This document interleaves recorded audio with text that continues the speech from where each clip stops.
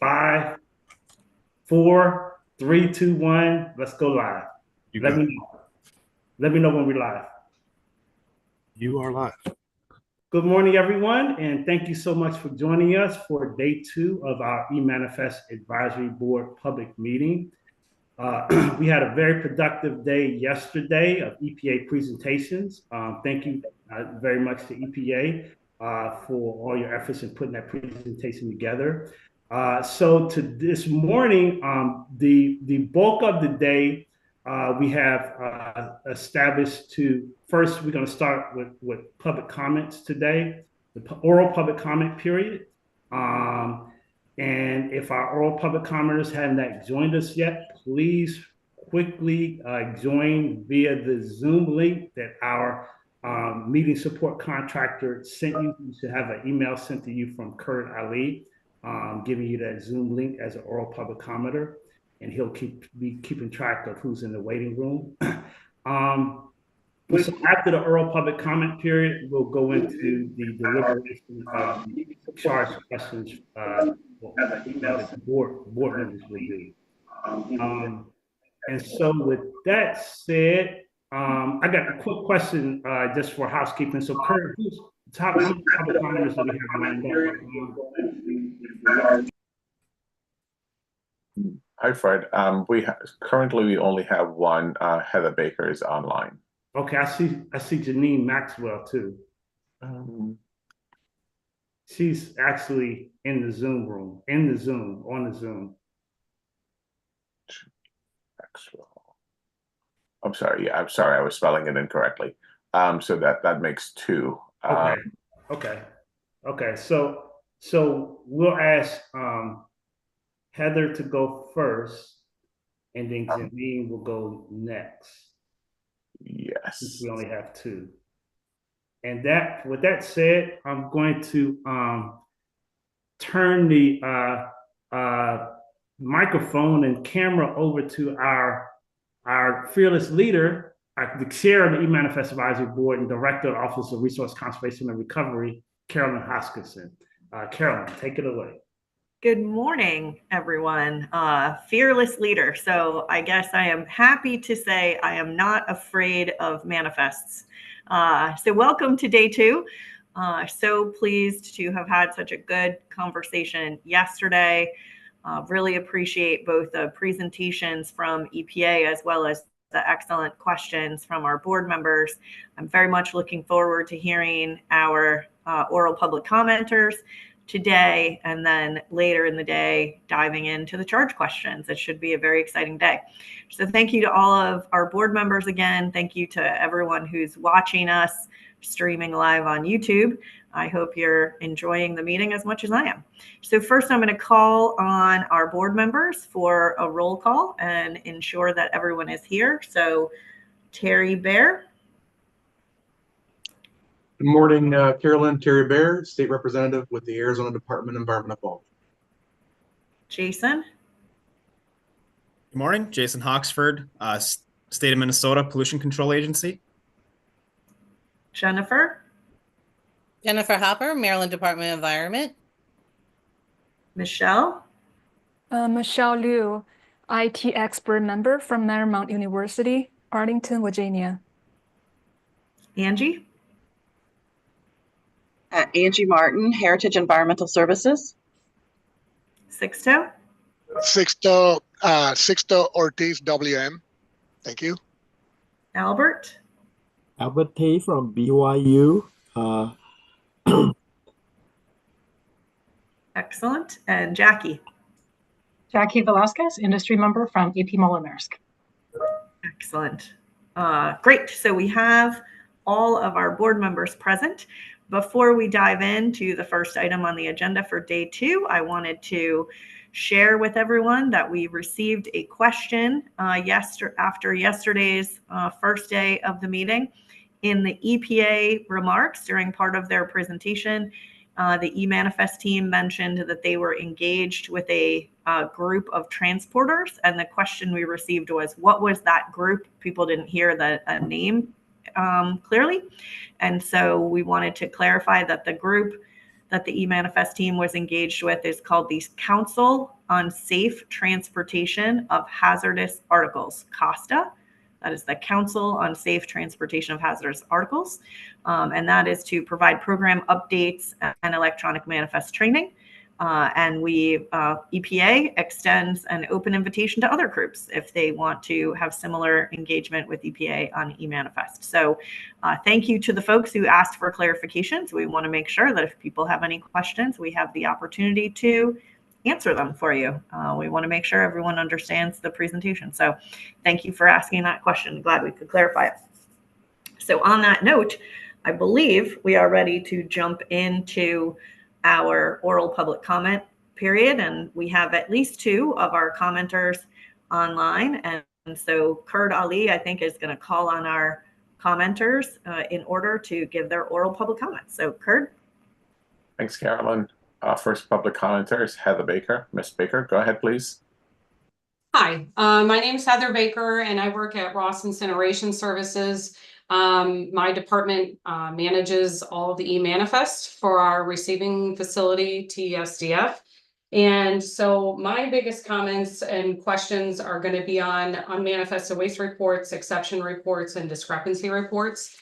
I've read through the final rule, and I haven't actually seen what that would look like on the e-manifest system. And I was curious if you had something that you can show the public about what it would look like for a discrepancy report or an unmanifested waste report, so we could see how we can incorporate that into our internal SOPs and our IT system to be able to provide that for the EPA.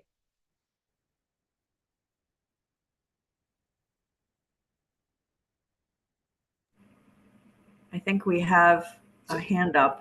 So I just wanted to clarify. I'm sorry to intervene. So just to, so for Heather, for the public comment, oral public comment period, it's just for your comments. And so what you can do, since you do have questions, you can pose those as your comments after you provide.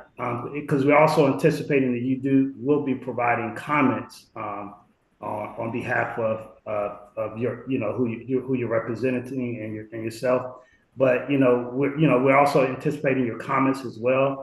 So pose your questions as comments, and then and so EPA hears your comments and questions. So I'll leave it up to the agency on that, but yeah, so it's not for doing a public comment period. It's not typically appropriate for the board, for there to just be a question and answer period. This is just for your comments.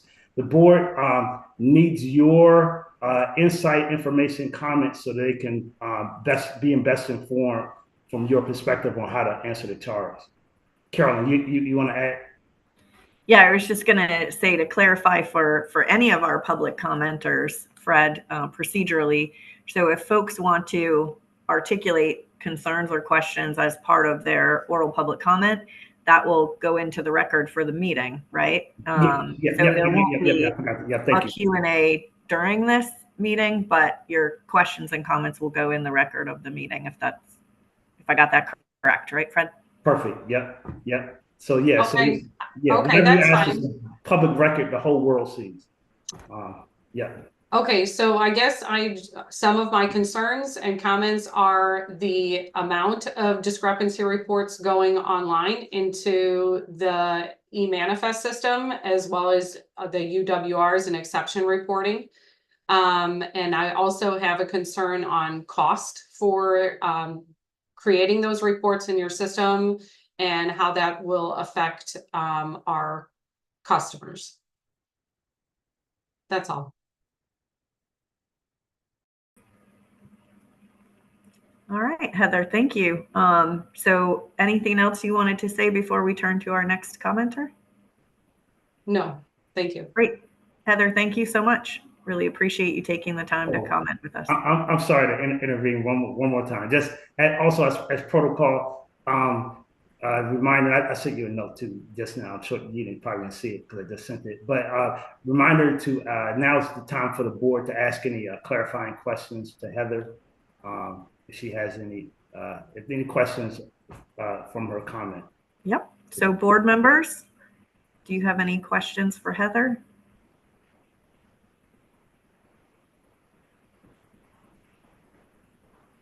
I'm watching to see whether anyone comes on screen or raises any hands. Not seeing any questions from anyone. So, all right. Thank you again, Heather. I think we can turn to our second oral public commenter. Thank you, Carolyn. Our next commenter is Jane Maxwell. Ms. Maxwell, go ahead. Thank you, Kurt. My name is Janine Maxwell. I am General Counsel for the Environmental Technology Council, the leading association for the hazardous waste management industry. ETC member companies own and operate a variety of services, including spent solvent distillation, used motor oil refining, wastewater treatment plants, collection and transfer stations, landfilling, and high temperature incinerators, to name a few. Based on the nature of their businesses, they are major e-manifest users. Many of our members have worked with EPA over the years to help develop an electronic e-manifest system by continuously providing guidance and insight from an industry perspective. And this collaboration that has lasted years has been with the goal of having the e-manifest system be fully electronic.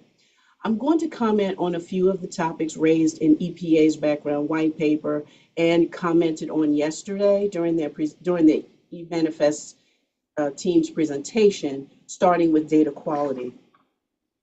The white paper notes and the e-manifest team that EPA has seen many errors over all types of paper manifests, and this is concerning to us. These errors that are identified in both include missing manifests, invalid or incorrect manifest tracking numbers, incorrect or missing transporter information, invalid generator IDs, typographical and clerical errors. These errors are concerning to ETC members, as having accurate data on manifests is critical to their operations. Our members fully support the purpose of delivering accurate data. Thus, we remain open to communicating about ways to improve data gathering. It is important to note here that ETC member companies rely on the information provided by their customers. And when they learn that some of that information is incorrect, they implement their substantial resources, checks and balances, including their enterprise resource planning software systems, extensive training, and system implementation to ensure proper weights and counts for containers, laboratory analysis, and physical inspection to make sure the materials received match what's on the manifest. Our members' daily operations are performed under the fundamental purpose of the hazardous waste industry, which is to ensure that the waste is safely and compliantly treated and ultimately disposed of. Regarding the most common errors noted by EPA, that being 10% of the manifests have erroneous transporter data, 5% of the data plus image uploads have missing or invalid generator IDs. This information is based on raw data extracts that are corroborated by state regulators. However, in order for the board to properly consider the information posed, ETC requests that the board ask EPA to verify the methodologies that EPA and the states use to come up with this information. In addition, ETC requests that EPA make an official policy that the uploaded data is the official data of record to be used for analysis and decision making. We make this recommendation considering that industry typically updates manifest data onto their systems upon receipt of the data at the TSDFs. This process includes noting regulatory deficiencies. By making the electronic data the official data, the states would expend fewer, if any, resources trying to figure out whether the information on the scanned manifest or the uploaded data is the data to be relied upon for compliance purposes. The scanned manifest documents, in ETC's view, should be archival backup documents that are used to show proof of signatures, that are maintained in company records, and they're subject to inspection by EPA. Additionally, EPA and the board must understand that all manifest data points are not the same.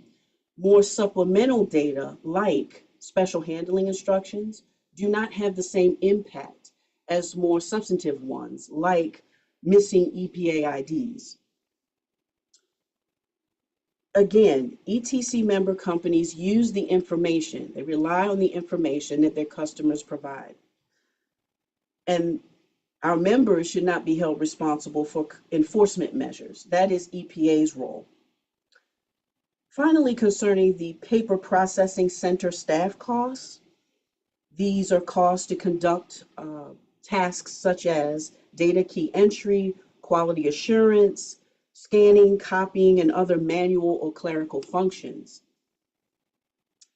ETC believes that the 2-year estimated O&M costs for the fiscal years 2026 through 27, being $6.1 million, is excessive for 2 reasons. First, many of those duties, if not all, could be delegated to the help desk, which EPA described as a priority to expand those duties. The second is the center is virtual, so there are no overhead costs. We recommend that the board advise EPA to consider triggers to sunset the paper processing center. Moving on to data plus image uploads, the fact that electronic usage has remained relatively low over the past few years and is projected to be 2.5% for fiscal years 26 and 27.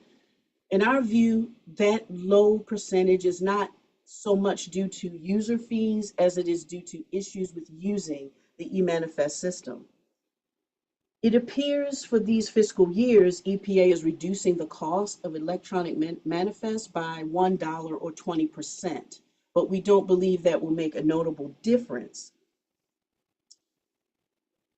considering the software system commitments and upgrades that our members have made. Given the high rate at which industry uses the data plus image upload option, which was presented yesterday as being about 88% of all the manifests received, EPA should work to improve that approach. We fully support the proposed priorities for the fiscal year period that include expanding the help desk, training, and outreach to generators in order to increase system registration. We also acknowledge the substantial strides that EPA has made to improve navigation and the functionality of the system. And we do acknowledge, though, as I'm sure the EPA would as well, that there's still lots of work to be done. I'm going to move on next to a hot topic, quite a critical topic that was not only addressed in the white paper, but raised yesterday by board members. And I believe it was the first question asked by Jason Hawksford, if I remember correctly. And that was concerning the DOT physical shipping paper requirement for hazardous waste shipments. This presents one of the major roadblocks to ever achieving a fully eManifest system. During the last 5 years, DOT has considered various alternatives to this paper-based documentation, going back to a request for information from July of 2022, but little progress has been made. That request for information made it clear that DOT faces substantial hurdles in transitioning to an electronic system for all modes, not just motor vehicles, for all modes of transportation without appropriations or authority to impose user fees. And I believe this point was touched on by Brian Gross with the eManifest team during his presentation. So elimination of the DOT paper manifest for hazardous waste shipments, we understand, is not likely to occur in the foreseeable future. During the October 2022 advisory board meeting, ETC expressed its concern with the agency and the board through public and oral comments. The white paper states EPA will continue to coordinate with partners at DOT. However, those efforts need to be, or I should say, the community, the user community needs to know that those efforts are being made in earnest.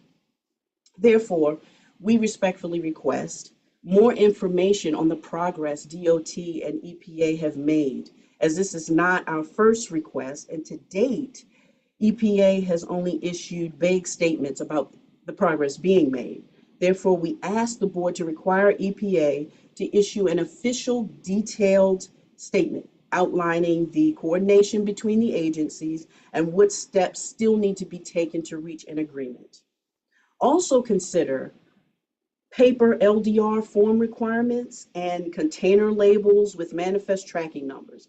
These requirements would also be beneficial toward moving toward a fully electronic e-manifest system.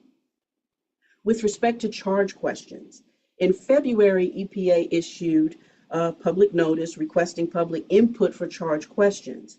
ETC submitted 6 questions with subparts, yet none of them were chosen for this meeting.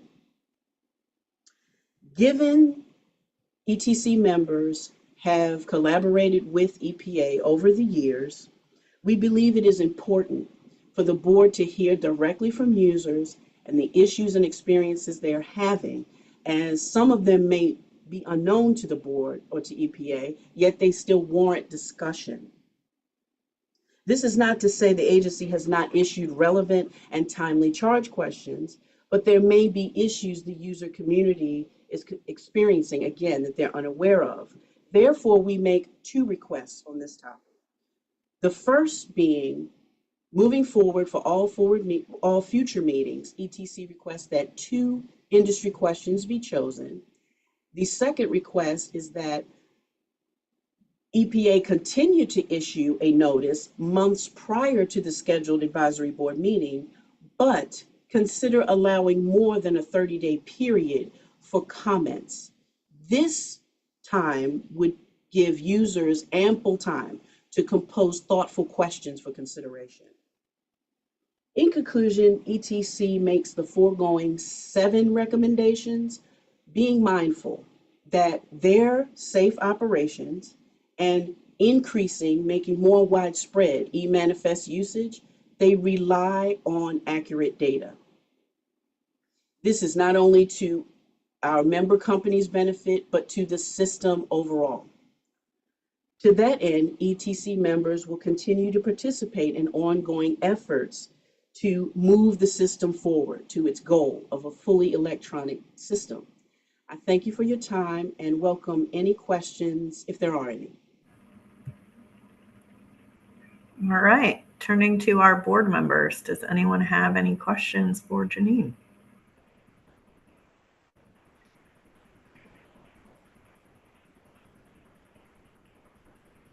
I'll pause for just a minute to see if someone thinks of a question. But I'm not seeing anyone with any questions. So Janine, thank you so much for your oral public comments. Really appreciate it. You're welcome. And so let's see if, looks like we don't have any more of our commenters online. So I will pause for just a minute to see whether anyone else from our list of oral public commenters has popped in to the meeting. I just checked it again, Carolyn, and there are Okay. no others. All right, we have no other commenters then. So I will reiterate my appreciation to Heather and Janine for their oral public comments. I really appreciate it very much. Thank you for joining us for this portion of the agenda. Fred, if we are ready, we can transition to discussing the charge questions with the board. Do we need to do any other business before moving to that part of the agenda? Yeah, so I just wanted to make a couple, thank you. So I just wanted to make a couple other quick announcements before we move on to the deliberation of the charge. So I just want to note first that thank you so much to the oral public commenters. We also got some written public comments that also have been provided to the board. Most of them have been posted there. I saw some of them are being processed or pending posting, but all of them should be in the public docket right now. So so the end of this oral public comment period, that concludes public comment for this meeting. I did want to point out, and sorry I failed to think about this when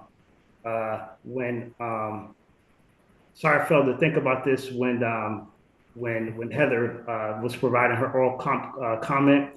Thank you to one of my eManifest teammates for sending me a quick chat as a reminder. Sorry, this didn't come to my head before. So in regards to questions, this is for Heather and all of you all out there in our public audience. We have standing user calls regularly on a regular basis, at least on a monthly basis, if I recall. Also, we have monthly webinars. During those opportunities, we have ample time for Q&A. So if any members of our eManifest community has any questions for the eManifest team directly, that's the great forum for getting your questions answered. You can also send an email to emanifest@epa.gov to get your questions answered. Also, you can email any of us on the team directly, and we'll definitely make sure you get your questions answered. So thanks again to all of our public commenters. So we completed the end of our public comment period. And so I will hand the floor over back to Carolyn to start the deliberation of the charge questions. All right, excellent. So I am going to ask our oral public commenters if they would please leave the Zoom connection and resume viewing the meeting on the YouTube stream. So thank you for doing that. And I think they have now done that. I am checking the Zoom link to ensure that that's been done. I think it has. So thank you again very much to our oral public commenters. And so this is the fun time. At least I think this is fun. Charge questions. Who doesn't think charge questions are fun? This is the exciting part. So how this is going to work for the time that we're doing the charge questions, I will read the charge questions aloud into the record. I will then ask the lead discussant for each charge question, and that person has been identified, to provide their opening remarks. After the lead discussant finishes their response, I'm going to ask each of the associate discussants in the orders that has been pre-established to give their individual responses. And then after the lead discussant and the associate discussants answer their charge questions, then I'm going to open it to the remainder of the board. Make sure the board has had the opportunity to completely answer the question, the charge question, to the extent that they wish to answer. And then I will open it to EPA to ask if EPA has any clarifying questions concerning the board's response, to make sure that everyone fully understands the feedback received from the board. So that's how it's going to go for each of our charge questions during this portion of the agenda. So I will start with charge question number 1. And the question is, and I think we have a slide that lists it. Yep. So EPA seeks advice from the advisory board on the agency's priorities and its budget regarding stakeholder needs and overall objectives. And so the question is, what feedback does the advisory board have regarding EPA's proposed program priorities and budget for the upcoming FY 26-27 cycle. And so our lead discussant on this question is Angie. Good morning. Carolyn, is it okay to go ahead and get started? Please do. I can't wait to hear. Awesome. So first of all, I wanted to thank Fred and everyone at his group, as well as the EPA team, all of the commenters, whether they submitted written comments or provided those comments orally. I think this process is wonderful, and I'm glad to be a part of it. With that, I also, anyway, I want to move on, and I was going to start my comments by the areas of the proposed program priorities and kind of walk through comments on each of the areas. So the first area is increase electronic adoption and biannual report integration. So number one, I can't say how important this is. Certainly a discussion topic everywhere you go. Hey, we have this e-manifest data. Can we get rid of biannual reports? And I think we would all love to get rid of biannual reports. But I understand there's a few things standing in our way on that. And one is electronic adoption and data quality. So I'd like to speak to both of the electronic adoption and the data quality. I also would like to, for a second, say that Janine's comments from the ETC, I agree with all of those comments. I don't want to reread them all to you, but I thought some of them will come up in my comments as we talk about electronic adoption.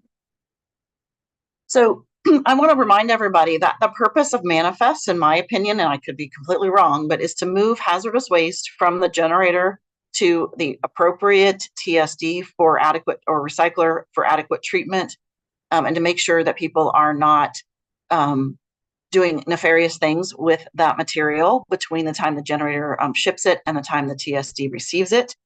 I do believe that this is a very important mission and that we've come a long way since we started using the manifest, I think in the early 80s. So I think sometimes we get lost in the weeds on why we're doing the manifest. So I want everybody to remember the purpose is to make sure we have the proper transportation information, the proper emergency response transportation information, the proper shipping descriptions, and that we're communicating from the generator to the TSD what the waste is. I don't believe that I've heard much lately of waste getting dumped on the side of the road, but I do know that sometimes generators don't appropriately classify their materials and some adjustments need to be made. But in general, I feel like, when I see bald eagles flying when I'm out in nature, I feel like we've all done a good job coming this far. So let's see if we can get further and get full electronic adoption. So in order to do that, there are a few things that I think we need to think about. And the first one is eliminating the need for paper altogether. And I did hear EPA yesterday say, well, it's just a push of a button to print a manifest. Well, that sounds good, but our drivers are picking things up all over the country, and sometimes there's not a printer. So I really think if we could get DOT to completely agree with us and get away from the paper requirements, that would be great. I know a little bit about DOT rules, and I'm fairly certain the only reason we have to have the paper is the 24-hour emergency response information number, as well as the emergency response information, which is typically provided by the emergency response guidebook. As Janine mentioned earlier in the ETC comments, we do know that EPA has been talking with several different groups, one being DOT. I'm going to request that we get some transparency there, and then I would like to have at least the industry and potentially other members, other stakeholders present at the table. What I think I see, I'm a trader by heart. I understand RCRA rules and DOT rules have a workable knowledge of both. I'm concerned that when EPA and DOT are meeting, EPA knows the RCRA rules and DOT knows the transportation rules, and we almost need an interpreter in the room to help connect those two pieces. So I'm asking that more stakeholders come to these meetings and that EPA invite industry to the table and transporters when they're having these conversations with DOT and have some more transparency. Speaking of which, I know yesterday we mentioned that EPA has reached out to COSTA, COSTHA. I did look up their membership quickly and ran a report in eManifest overnight. The top 10 transporters by count of number of manifests, and I think like the last in 23 and year-to-date 24, Clean Harbors is number 1, Clean Earth, Safety Clean, Veolia, U.S. Ecology, Republic, World Oil, Heritage Transport, Advanced Chemical Transport, and Univar. And a quick review of the members of COSTHA did not align those transporters with those memberships. So I do think I would prefer, I'm going to suggest to EPA that we find other groups to talk to that represent more of those transporters to help with this discussion between, to try to make this connection between the DOT situation and such. As far as the data goes, the data quality, which we have to get better data quality to get to fully electronic submissions, I'd like to speak to that a little bit. I think there's two pathways there. First off, it is a cumbersome system right now, and we all have labor and resource management issues.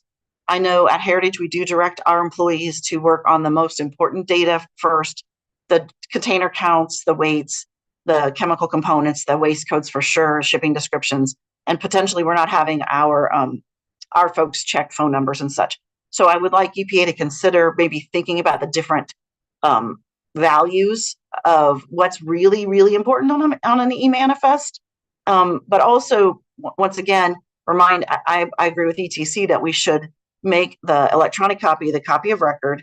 I know there's some hesitation from some of the states, from some of the things I've heard from Oswamo, that we have to get the data better, but certainly want to sunset that comparison and make the electronic copy the #1 copy. So in order to get there, once again, better data quality, but I'm asking EPA to consider what they think is important. Actually got an email from one of our employees this week where we had submitted a copy of copy 1 and not copy 3 or 4 of the manifest, and we're asked why. Those different copies are really, doesn't matter. All the information's on all of them. It's just one little thing at the bottom. Potentially the dog ate their homework and we ended up giving them copy 1. All the information was there. It was legible. Many times we kept copy 1. We scan that copy for our own records because it's more legible. And those are the types of errors that we're seeing that I think we're wasting valuable resources on things that potentially are not important. And then nextly, to get the data accurate so we can get to fully electronic manifests, it seems to me from all the listening I've done, and I am not a computer expert, we're going to need a two-way API. So right now, in general, we send a scanned copy of the manifest, and then the API really just works from the TSDs to EPA. In order to make the EPA system work, which is the way it's designed, we'd have to have a two-way API. As we started practicing, and we acknowledge and congratulate EPA on trying to make their own shipments for remediation starting with the new fiscal year, fully electronic, that certainly encouraged some of us to try to do fully electronic manifests.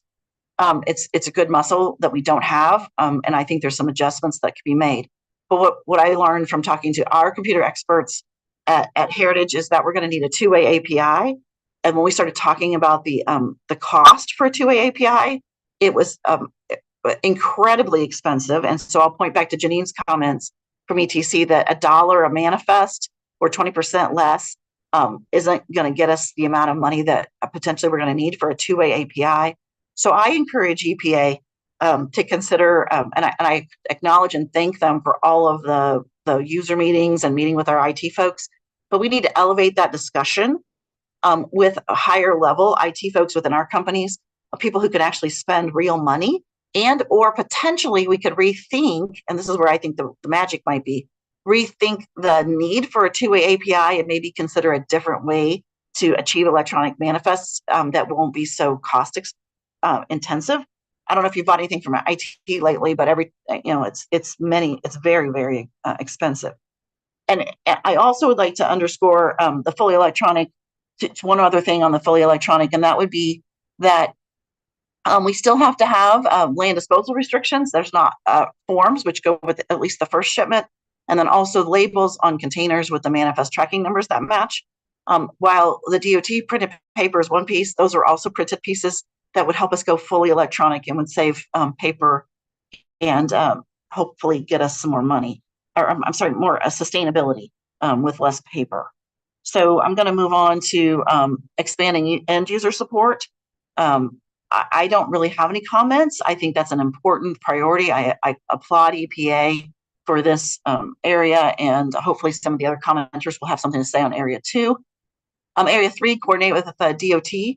I think I already made my comments specifically under fully electronic because I think these two things are so tightly woven. So I absolutely commend EPA for making this a priority for 26 and 27.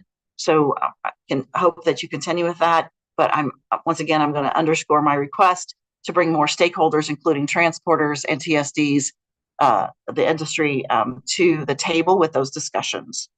As far as implementing the third rulemaking, I think we heard earlier today there are questions from at least some of the population that are using these. I think this rulemaking, there are some really, really important things in this rulemaking, but I do think that it's a big shift on a few things, and my recommendation and request from EPA would be lots of hand-holding, lots of training, and a lot of transparency there. And Area 5, improved data quality. Once again, to me, that's so interwoven with everything else that we've talked about. So I've already kind of made my comments on data quality, but I also agree that that is a great area. So in general, to summarize my comments, I think the 5 priorities are the right 5 priorities. However, I think that maybe we could go about achieving those priorities a little bit differently. And my last comment before I give up the floor would be, I would have really appreciated if some of the comments that were submitted by, or some of the charge questions, at least 1 or 2 of them could have been taken by EPA and made a charge question. And with that, Carolyn, those are my initial comments. Thank you. Angie, thank you so much. I really appreciate that your feedback was both very specific and very thorough. So appreciate that very much. Thank you. Terry is up next as our first of 3 associate discussions. Thank you, Carolyn. So in short, I do agree with basically everything that Angie just said. I think that she highlights a lot of great detail, especially provided by ETC.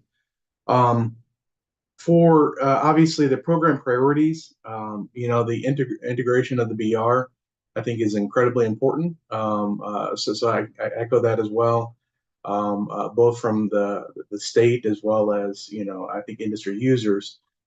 Anything that's going to ease another burden of the program, I think, is going to be instrumental. So I think that's great. I know it's something that the board has talked about in previous years. So to see that as a priority, I think is moving the needle. Expanding the help desk services, again, another element. Would have liked to have seen a more breakdown as to what goes into that.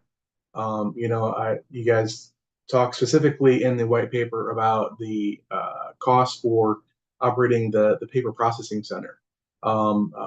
Would have liked to have understood what part of the budget specifically would go into the help desk, and as far as training, reaching out. I think Angie brought up a lot of great points about there's folks still don't understand, the basic fundamentals of the paper copy. I know when I joined the state, there was a lot of focus on the states getting every copy of the manifest, and it was, really focusing on, what was the value of the manifest, what each box serves, and what was the data that we were trying to get after. So I think that there's still a misunderstanding that. I think that manifest commonly has a very similar perception as like taxes. It's complicated. And people have just learned to kind of accept that that's what it is. So like the incorporation of more help desk services and training for industry and state, but again, would have liked a little more transparency on that element. For the improved data, I think that's a problem. I think that 6 years into a program, and a program to have this many data issues, I think is going to continue to be a barrier. And so as someone that's been both on the industry side as well as the state side, I understand it. Again, I think, that's why I relate to kind of like taxes. It's complex. But the fact that the goal is to get to 100% adoption, I feel that unfortunately there's this goal that we're going to have another 2 years and it's going to still be, no more than what it is now. And so how do we continue to move that needle? I think some of the first bullets that you had already touched on help to drive that. But if the proverbial garbage in, garbage out is still happening, it's going to be hard for understanding that element. Finally, I do think the third rule poses a problem. I understand that obviously you guys are kind of bound to it, and I think EPA does great work, but you're adding another layer of complexity to a program that is, quite honestly, after 6 years is still having trouble. So to add another layer on something that hasn't quite worked out all the bugs, I think it's going to only exponentiate the problems that EPA is going to have to deal with. So, and then finally, I do think that coordination at DOT does need to be more transparent. I was glad to hear that you guys have engaged with the railroads, and because I think that they've got a good system for how electronic use can be done. I do think that what Angie brings up about the API is instrumental. So I know it's another government agency. You kind of already mentioned that, but I know for the 4 years that I've been on the board, it's been a thing that's continued to be echoed, and we continue to have these meetings, and unfortunately, we just can't seem to get DOT at the table. And so I think the industry, specifically the industry, wants to have them at the table to be part of that discussion. So whether that's a change in how the board is designed or something, I defer to EPA, but I think it's been echoed quite substantially that that's something that everybody wants to see. And that is all for me, Carolyn. Thank you. Terry, thank you so much for that. Really appreciate it. Okay, next up, Jason is our second of the associate discussants on this question. Yeah, great. Again, I want to echo previous board members' comments about thanking the EPA eManifest team for all the work they put into putting together the white paper, and thank all the oral and written commenters. A lot of my comments here regarding this that I don't think I need to necessarily reiterate from Terry and Angie are mostly about data quality and trying to incorporate the BR with eManifest. And as a state representative on the board, I work with the state side of reviewing binary reports, looking at the data quality issues that are coming in. And from my standpoint of using the binary report, working with industry, the biggest change we've seen this year with, at least in Minnesota, with regard to this integration is validation errors related to there being this discrepancy between percentage of weight shipped of what was reported and what was then calculated using eManifest. And I think I have approximately 10% of the binary reports, maybe even more than that, but about 10% of the binary reports in Minnesota have flagged this as being an error. And that actually lines up somewhat relatively with what the data quality issues were reported with the white paper documentation as far as, can we trust the data? I know I reviewed the SWAMO submit and paper document, the written comments, I should say.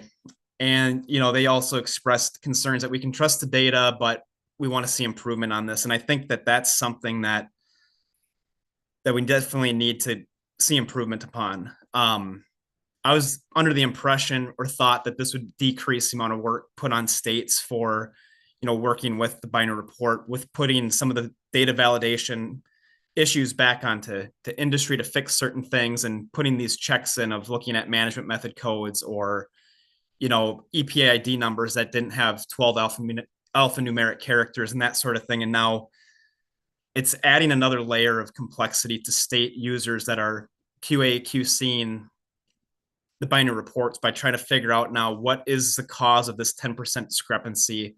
Is it data fields missing from the eManifest, like density for, reporting gallons, or a volumetric, volumetric metric, or is it, related to missing manifests? And then just trying to chase after this with industry of, was a manifest not uploaded? Was a manifest had inaccurate data on it? And it's another step to try to, in a roundabout way, improve the data quality by getting manifests corrected in the system.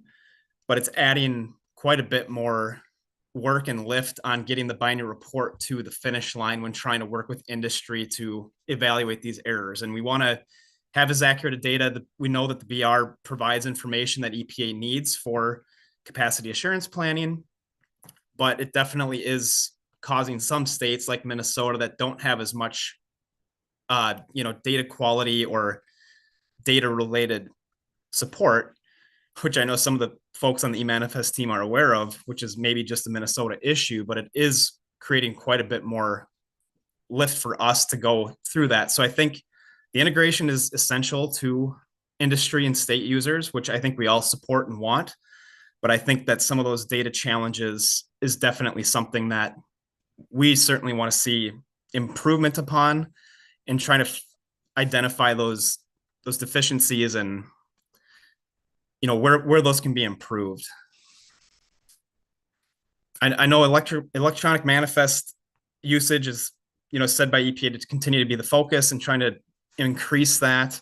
Obviously, we haven't seen a lot of increase over the years that since this program has been in the process, but with 50,000 projected missing manifests in 6 years, to echo what Terry said, that is definitely an area that I would like to see a big focus on. So I think EPA hit the nail on the head with that. It's just some challenges to continue to pursue. I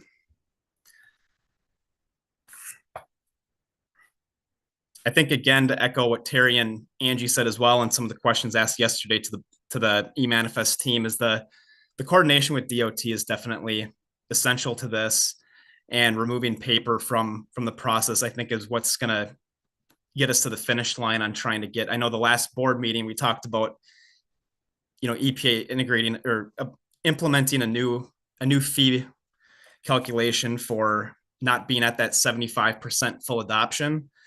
And obviously, we're a long ways away from 75% of the manifests in the industry being fully electronic. But I really think that coordination with DOT is essential.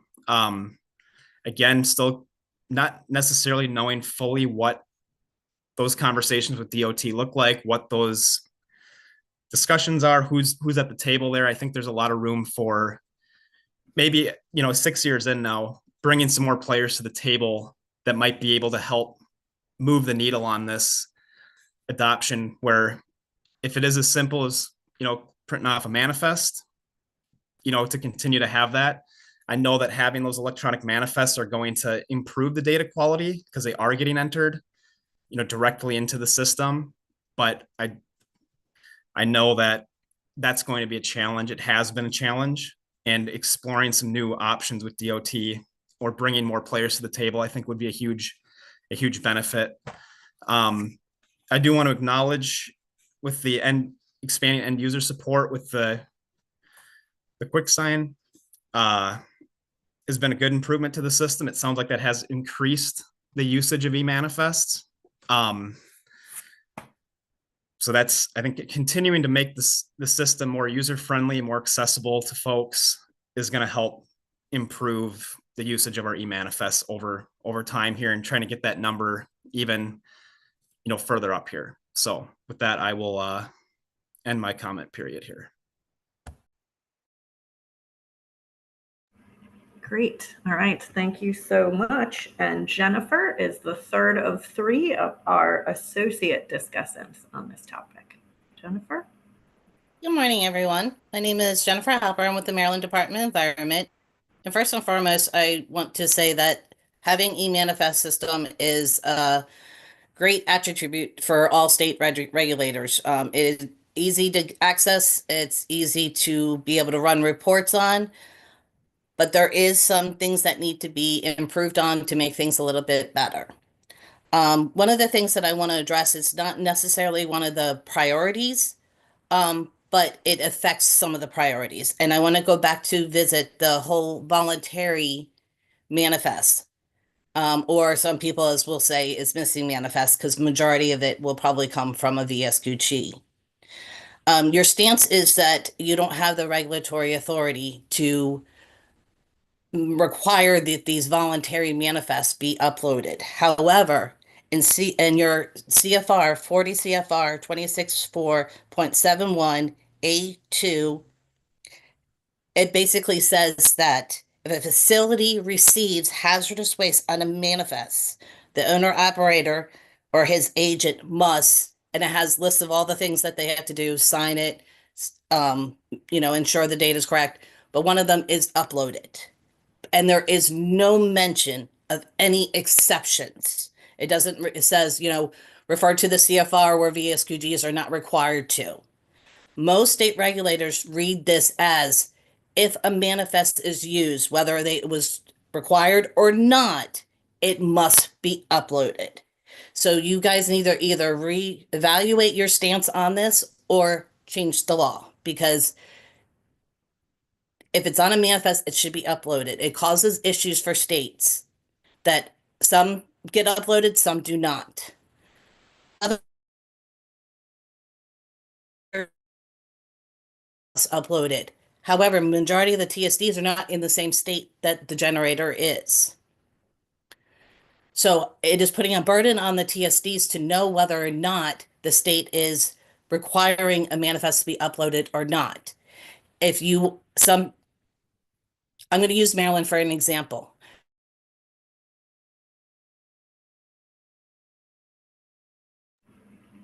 Jennifer, I lost your audio there. Are you still with us?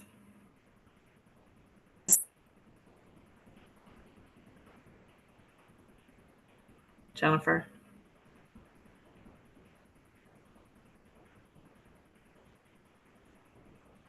Jennifer, I lost your audio. Are you still with us?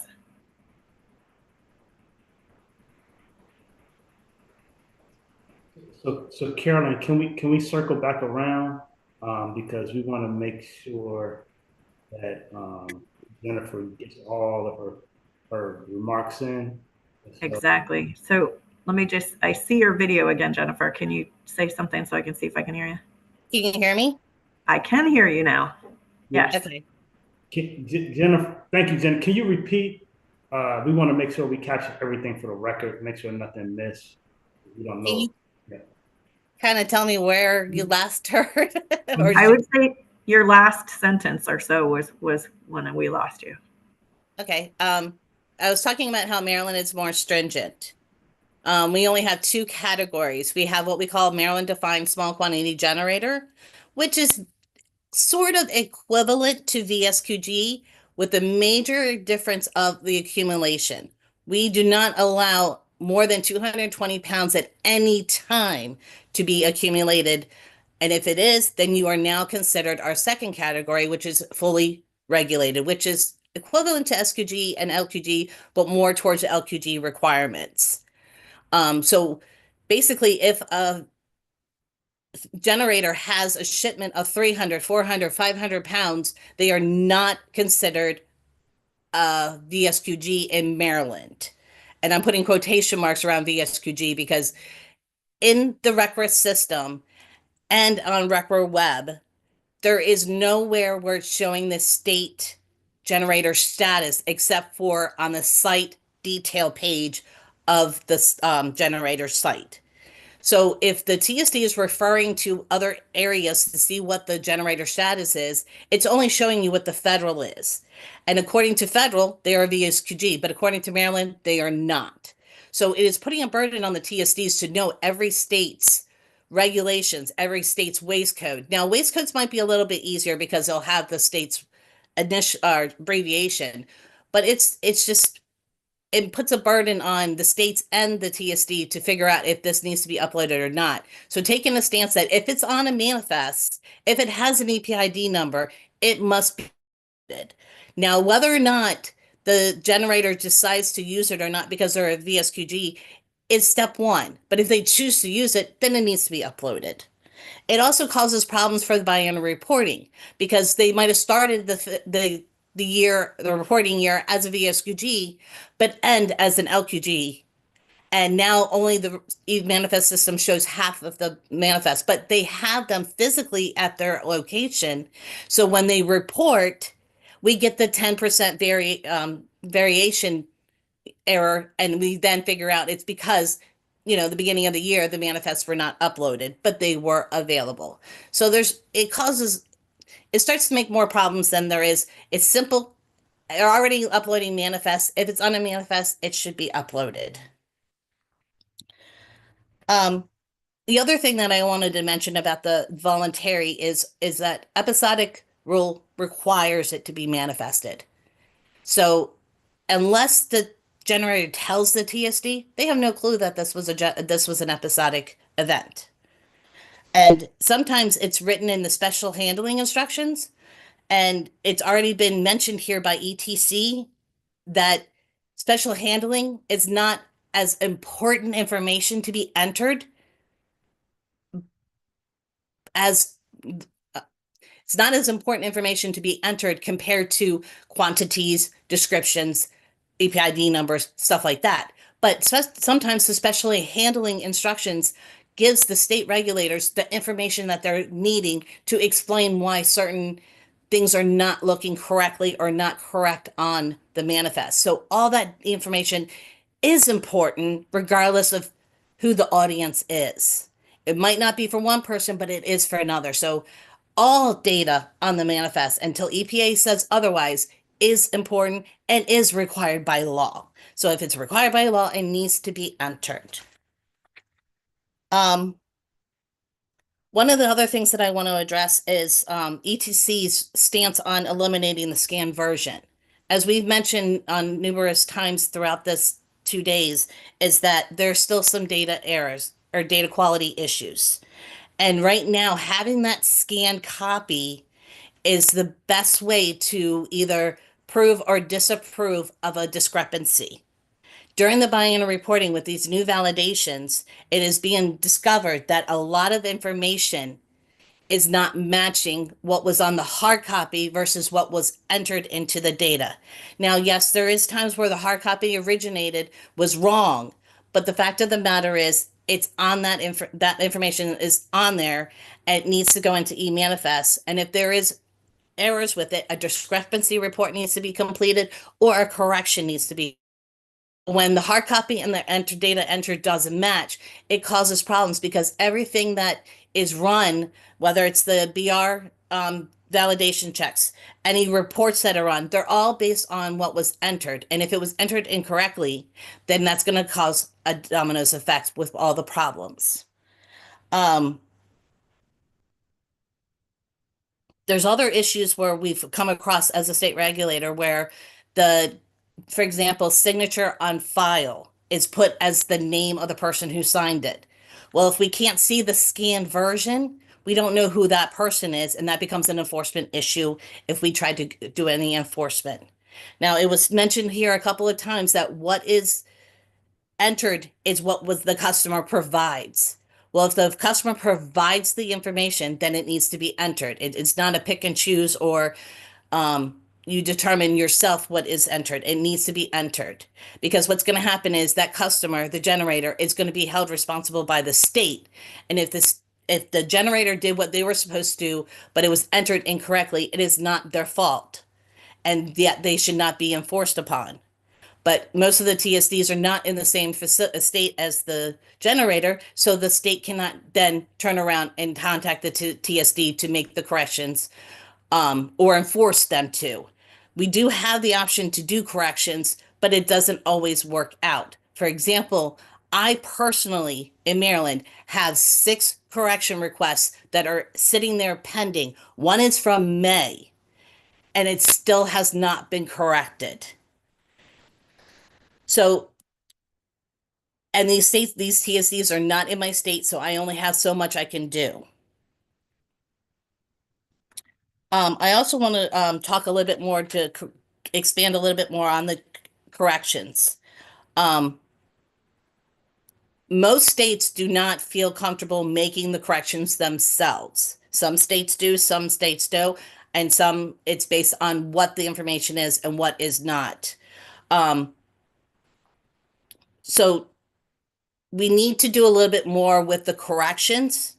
And in the third rule, it now says that any correction request must be dealt with for 30 days, within 30 days.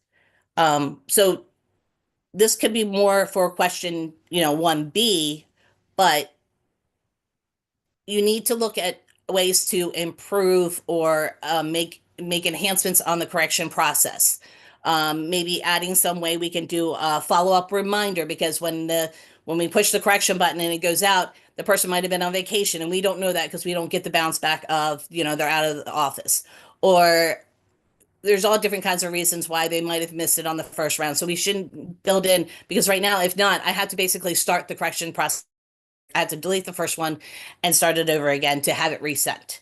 So there's things that you need to look at the correction process to make improvements on. There is some burden to the state, which Jason has mentioned as well, is that, for states that had a manifest program, yes, this is nice because now we don't have to sit there and enter all the data indirectly. But the issue is that when we had it in front of us, if there was any problems, we dealt with it directly. Now we have to go looking for the problem or have something brought to our attention, either through the biennial reporting from the discrepancies. There's the system called RETA that we sometimes get lists from our regional offices telling us that these are all possible issues. Please look into it. So there's more things now that's making it where it's not already in our face, but now making us have to go basically into a rabbit hole to figure out what the problem is or where the issue is. And then those states that did not have a manifest system prior to this going live, this is all completely new to them. And you also have to remember that states are not, the funding from EPA to states is getting cut constantly. We're getting less. We're losing staff. We don't have the time or the staffing or the money to be putting a lot of effort and time into looking or dealing with discrepancies within e-manifest system.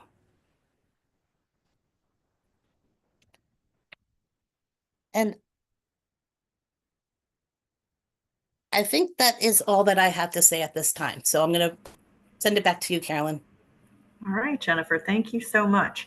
So I will note the time. It is 11:07.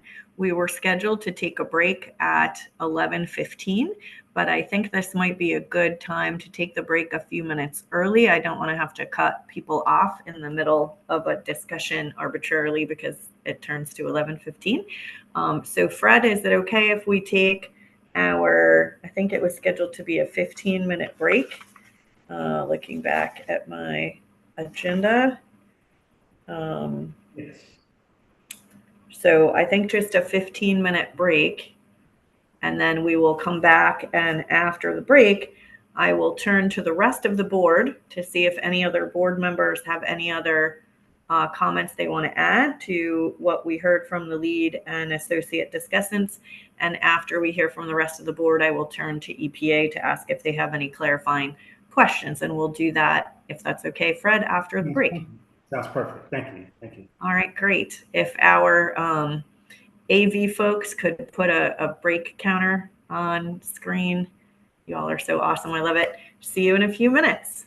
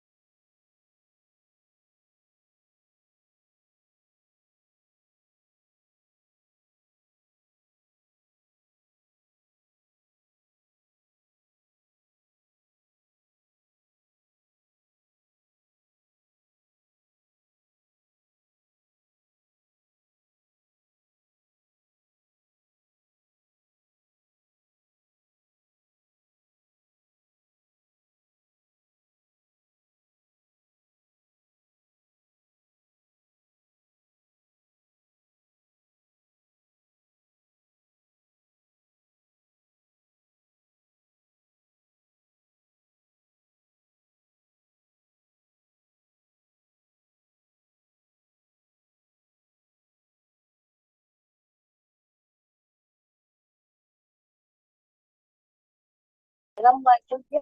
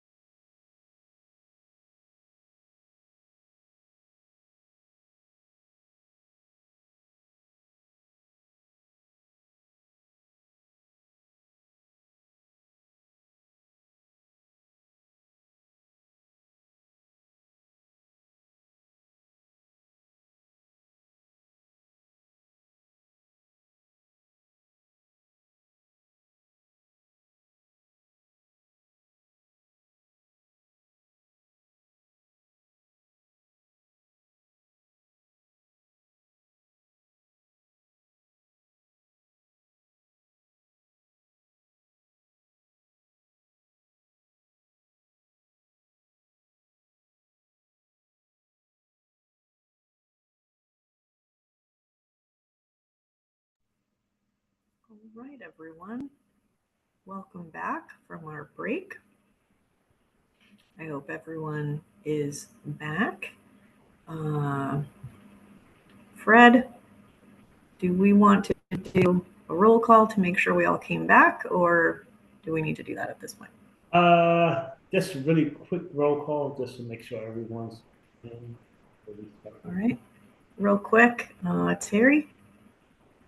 Yes, ma'am, present. All right, Jason. Here. Jennifer. I'm here. Michelle. Yes, present.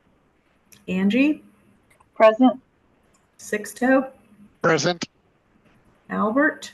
Present. And Jackie. Present.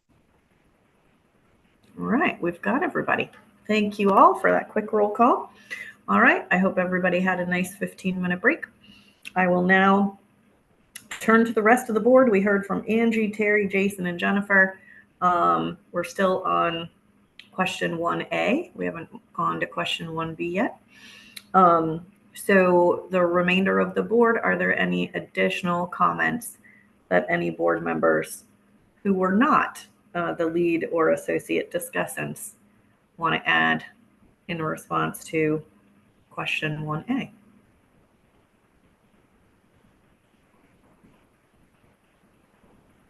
Jackie, did you have something to add?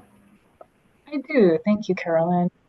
So echoing Jennifer's comments that she made a little bit earlier about as we delineate, based on generator status, what actions need to be taken by a TSDF with regard to a specific manifest. I just wanted to touch on with the third rulemaking. I know there's the change as well about how receiving facilities no longer need to provide those final manifests back in hard copy to LQGs and SQGs outside of the e-manifest system.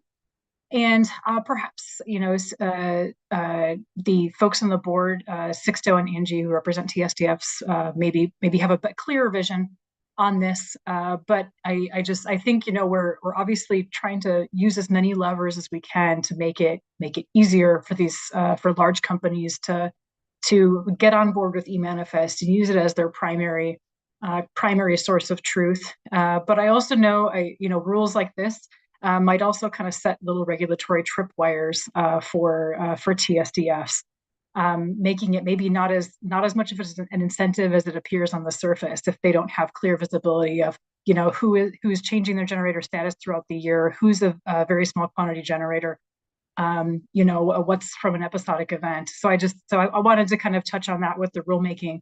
I would assume that there's still going to be quite a few manifests that are sent back in hard copy to generators based on maybe lack of clarity of data at the TSDF level. And then the DOT question still is the big elephant in the room. So I think ETC had some really good suggestions about requiring a little bit more transparency in those conversations. But I did want to mention as well that any progress that we can make with DOT is going to be fruitful. So maybe considering partial options, looking at what we can do in terms of what is currently legal under existing DOT regulations. There's not a one-to-one correlation between what a material that requires a hazardous waste manifest versus one that is hazmat. So where are some of those opportunities that we have that under the existing legislation, we can push for more e-manifest adoption? Might be something to talk about with DOT, or even potential partial rulemaking changes on their part. We don't necessarily need to look for a one-size-fits-all option that's going to just allow us to e-manifest every single load, but maybe considering where those partial options or other opportunities for improvement lie. I'd say on the, coming from, Maersk operates obviously as a transporter of a lot of hazardous materials as well. And I would say, speaking for a lot of transporters in the U.S., a lot of people have already moved their shipping documentation, their other types of shipping documentation to electronic formats. It's very common for truckers to be carrying iPads and doing bills of lading and other documentation electronically. So I would say for a lot of the big transporters in the U.S., once we can get this DOT hurdle cleared, it's not going to require a whole lot of additional investment to move hazardous waste manifests onto those electronic systems as well. So I just wanted to mention that there is just a ton of value to getting this DOT hurdle cleared because a lot of the shipping industry is ready for it. Other comments I wanted to echo. ETC talked about looking at future plans in terms of sunsetting the paper processing center. And I wanted to echo that and maybe elaborate a little bit more of maybe something that would be of value is some more transparent communication about what the EPA envisions as that future of the paper processing center.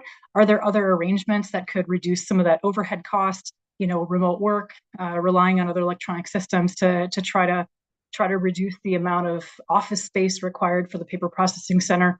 I just wanted to mention that as a potential something to discuss in the future as well. Those are my comments. Thank you. Wonderful. Thank you, Jackie. I will open it up to see if there are any additional members of the board that want to add any additional comments on question 1A.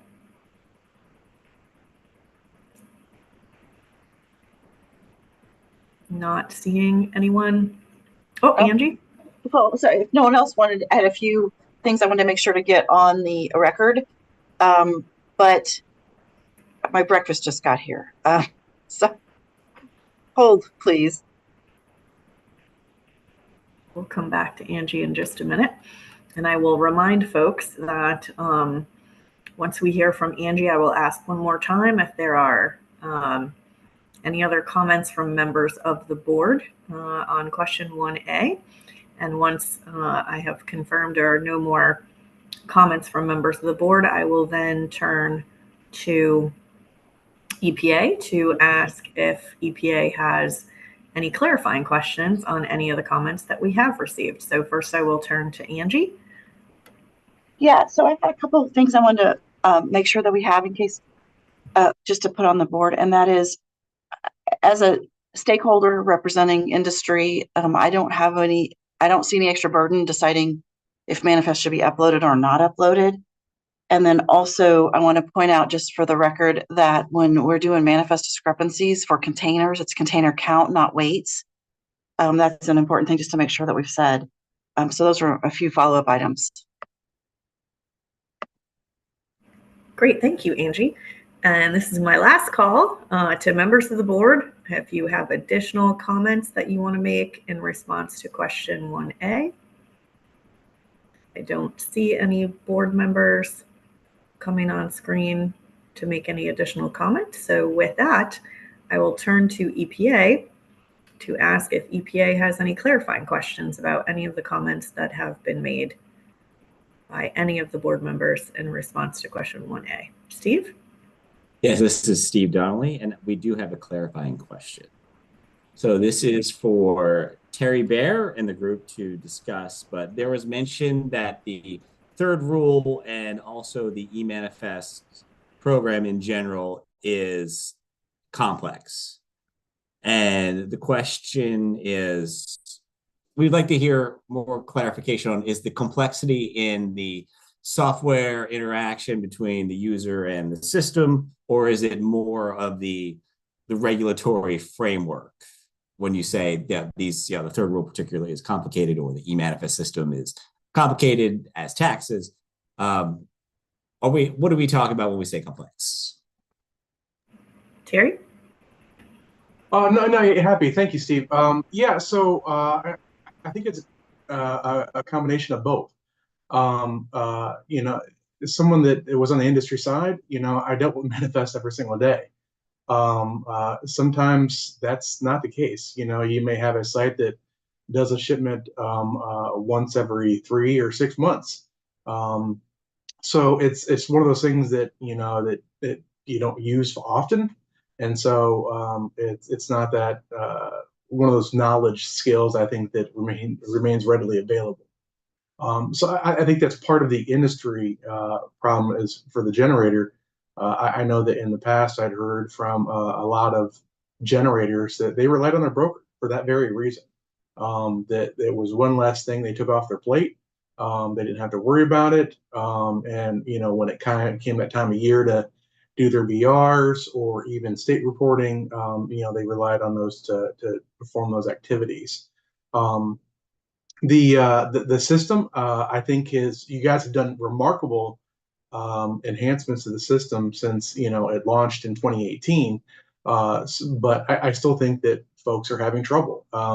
I was actually working with an operator just last month that is going to start receiving material from California, and before they could do that, they had to get set up. Now they're going to be doing recycling. And so obviously a lot of their material is going to get excluded, but when they went to your website, there wasn't a very detailed how-to, so, and I use the analogy of the taxes because, a lot of people like TurboTax, for the simplicity that allows them to go through and do things like that. I think industry users would like that type of approach. There's some general direction, but not really I think the level of specificity that people that are using it periodically would like. Thank you. That's very helpful. And Turbo Manifest is on its way. Steve, any additional clarifying questions from EPA? Muted. I'm muted and not at this time. No, that was very helpful. Great. All right. Thank you all. That was question 1A. We will turn to question 1B, and I will read question 1B. Question 1B says, are there other factors EPA should consider when finalizing its proposed priorities and budget? And our lead discussant for this question is Jason.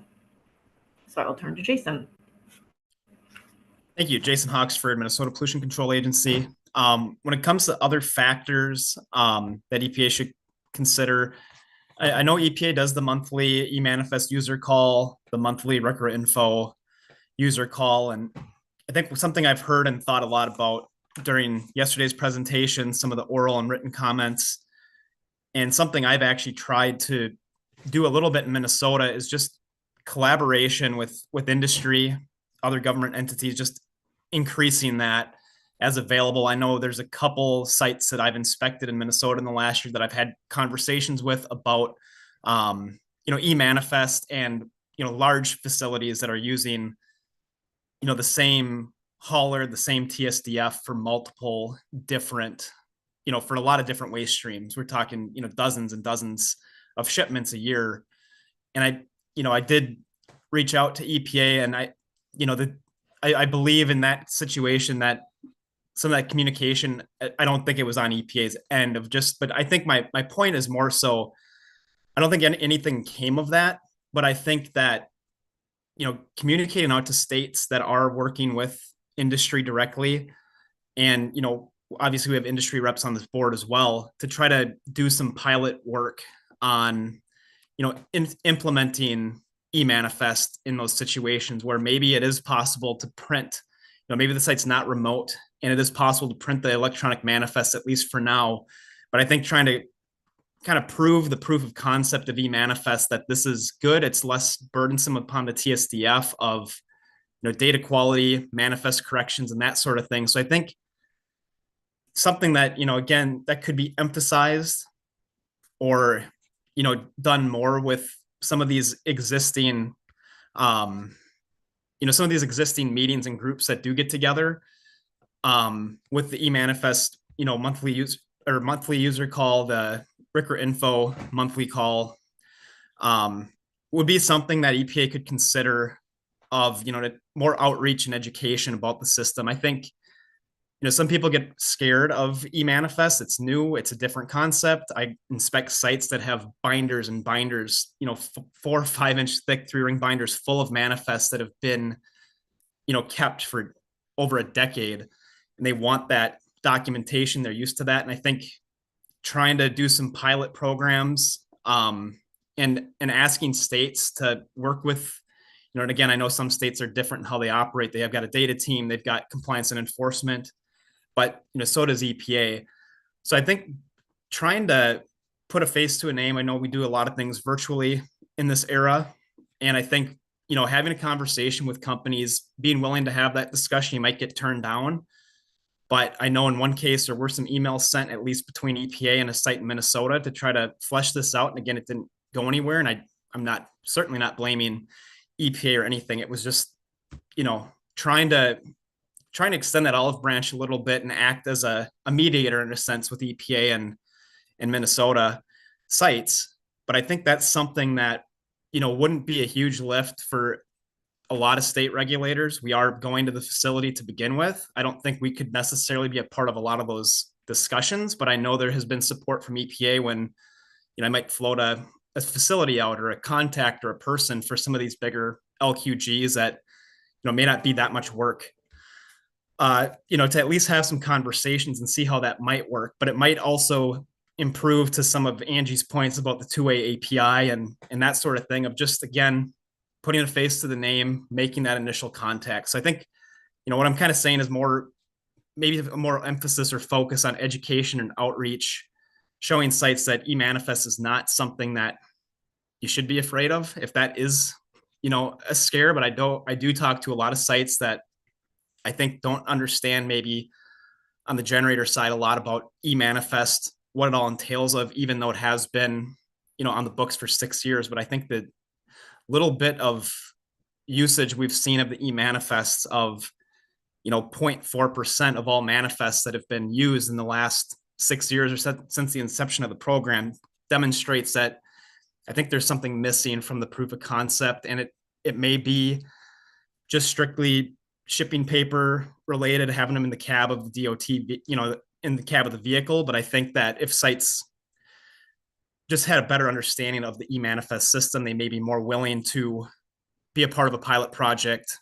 I don't want to speak for industry when I say this, as much as just saying, I don't know how much of that type of outreach or communication has happened other than what I've been directly involved with, which admittedly hasn't been that much. But I do think that's something that could be improved, and I think was talked about yesterday as well, when it came to trying to bring more industry users to the table in discussions with DOT. And I think just the more all these different parties at the table can get to the same table and do these things. And I do think that, face-to-face does help that matter, when possible, when available. I know that there's people spread all over the place now, but we're very connected. And I think that's something that could be, another factor to be considered, thought about when it comes to how do we actually get usage of eManifest up and use more. And obviously that the data quality side of things, if I think that the adoption of eManifest is important in using them more. But I do think when you're looking at a very small percentage of the universe, 0.4% of manifests since the system that the focus should be more so on improving data quality with those data plus image upload manifests and trying to increase the usage of it, so that information is up to date, where sites that are getting the reports from their TSDs at the end of the year and using that to fill out their biannual report does reflect what was actually shipped and what is in eManifest.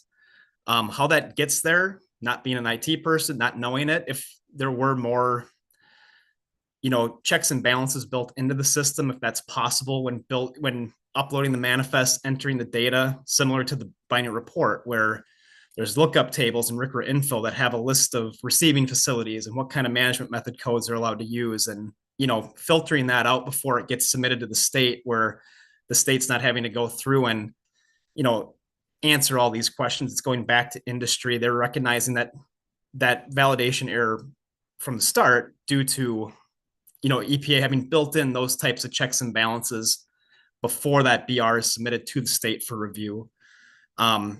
I just see more opportunity with 84.5% of the manifest since the inception of the program to focus on data quality on that side of things versus, trying to move the needle on the eManifest when it does seem like there's big hurdles. But that's where I think that the conversation goes back to outreach and education between industry, between EPA, between DOT, these different government entities, and trying to find some low-hanging fruit that we can try to tap into in existing systems, such as inspectors going out and inspecting facilities. But I think that's a huge opportunity that could be, implemented. And if it's connecting people on the state side, because we are working with sites more directly, maybe that's an opportunity to do that. And the last thing that I know is talked about kind of on the first charge question a little bit, and also brought up by ETC, but also a question I kept coming up with, and a concept when looking through the white paper, is the paper processing center. And one of the questions I had written down is just, what is the long-term picture with the paper processing center? Is this something we anticipate needing for 6 more years, 16 more years? What are the goals with the paper processing center, and is it something that EPA envisions sunsetting or not needing at some point, and what would it take to get to that point. I think just some more understanding and perspective on that would be something that would be good for EPA to evaluate and consider, which maybe it has been. It didn't come out to me necessarily in the white paper, but just yeah, more big picture with the paper processing center, where it's going, what the vision for that is, and evaluating how to then portray that, convey that to the board, to the users, industry, state reps, and that sort of thing. So that is a few things that I think should be considered as other factors for EPA when going through the FFY 26 and 27 priorities and budget for the program. Thank you. Jason, really appreciate your comments. Thank you so much for that. So our first associate discussant on question 1B is Angie. Good morning again. And Jason, I think your comments were very on point. And really, I don't want to say much other than I agree on the paper processing center. And I have a suggestion on the paper processing center. Since there's no paper being mailed anymore, we might want to even consider changing the name, because I think it's very confusing. People don't know what it is. But back to the whole sunset, I think we need a path forward on how to get out of the paper processing center and spend our energies and resources in more productive ways. And I understand that means getting the data quality better, which there's a lot of other things we talked about before. That's all I have to say this time. Excellent. Thank you, Angie. Our final associate discussant for question 1B is Sixto.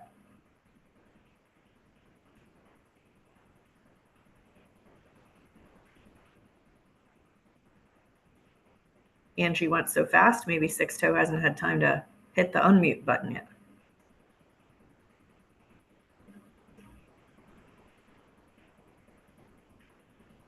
Sixto, are you with us still?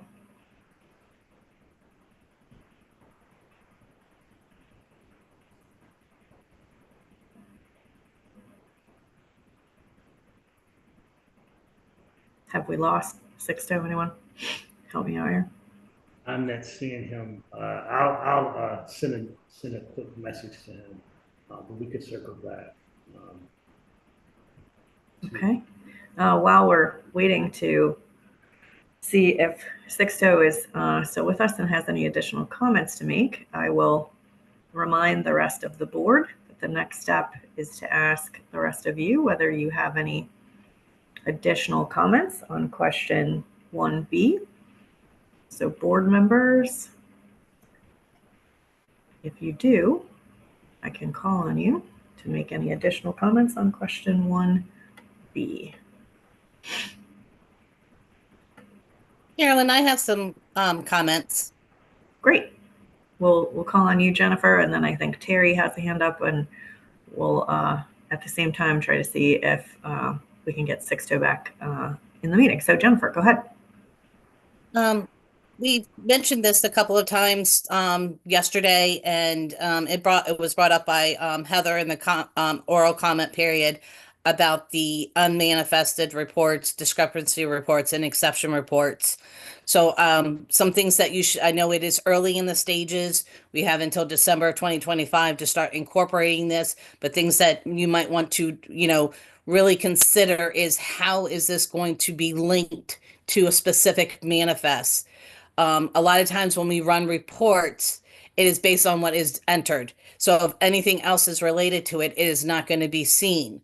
So, or an inspection report, it's only going to show you what's there. So if we can make sure there's some way to connect these reports with the specific manifest, whether it's just a flag that says, hey, there is a discrepancy report, and then they can go look for it, or provide some of the information in the report that could be built on, but definitely need to make sure to find ways to incorporate these reports with the specific manifest that it is pertaining to. One of the things that maybe you can think about is the unmanifested waste. I know it's not going to be able to create an actual waste manifest, the uniform waste manifest, but some kind of maybe temporary or kind of like a equivalent manifest to, so that we can, when we run a report, it will pop up as a line in itself instead of a flag, because there's no manifest to flag that because it was unmanifested. So things to like that to think about. I know, like I said, it's early in the stages. There's going to be a lot of conversations, but something to start to think about. To build off of what others have said is that obviously training and outreach is a big component, especially with the third rule coming out. Your monthly calls, e-manifest calls, the monthly record calls. Record calls are state only. The monthly e-manifest calls are some of the industry, but some of it might be higher level, not necessarily the ones that are actually doing the work. So I think that we need to do a little bit more of maybe an hour and a half webinar to explain how to register, how to interact with into e-manifest. Maybe you can work with a SWAMO or ETC to do these webinars if you don't want to do it yourself. But I definitely think that industry needs more help and more outreach, because a lot of the meetings are at higher levels and not necessarily the ones that are doing the actual data entry or doing the work itself. So we need to find ways to reach out to those individuals. Definitely agree on the help desk, on an expansion of exactly what the help desk is going to do. And then, of course, the paper processing center. What is the future for that? So definitely agree on those.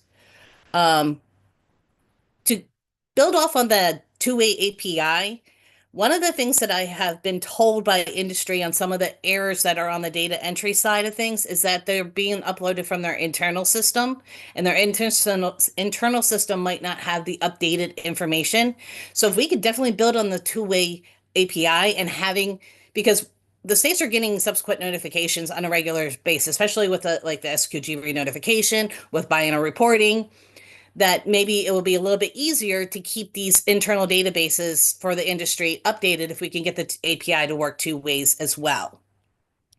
And the last thing is I want to definitely support on more checks and balances within e-manifest system.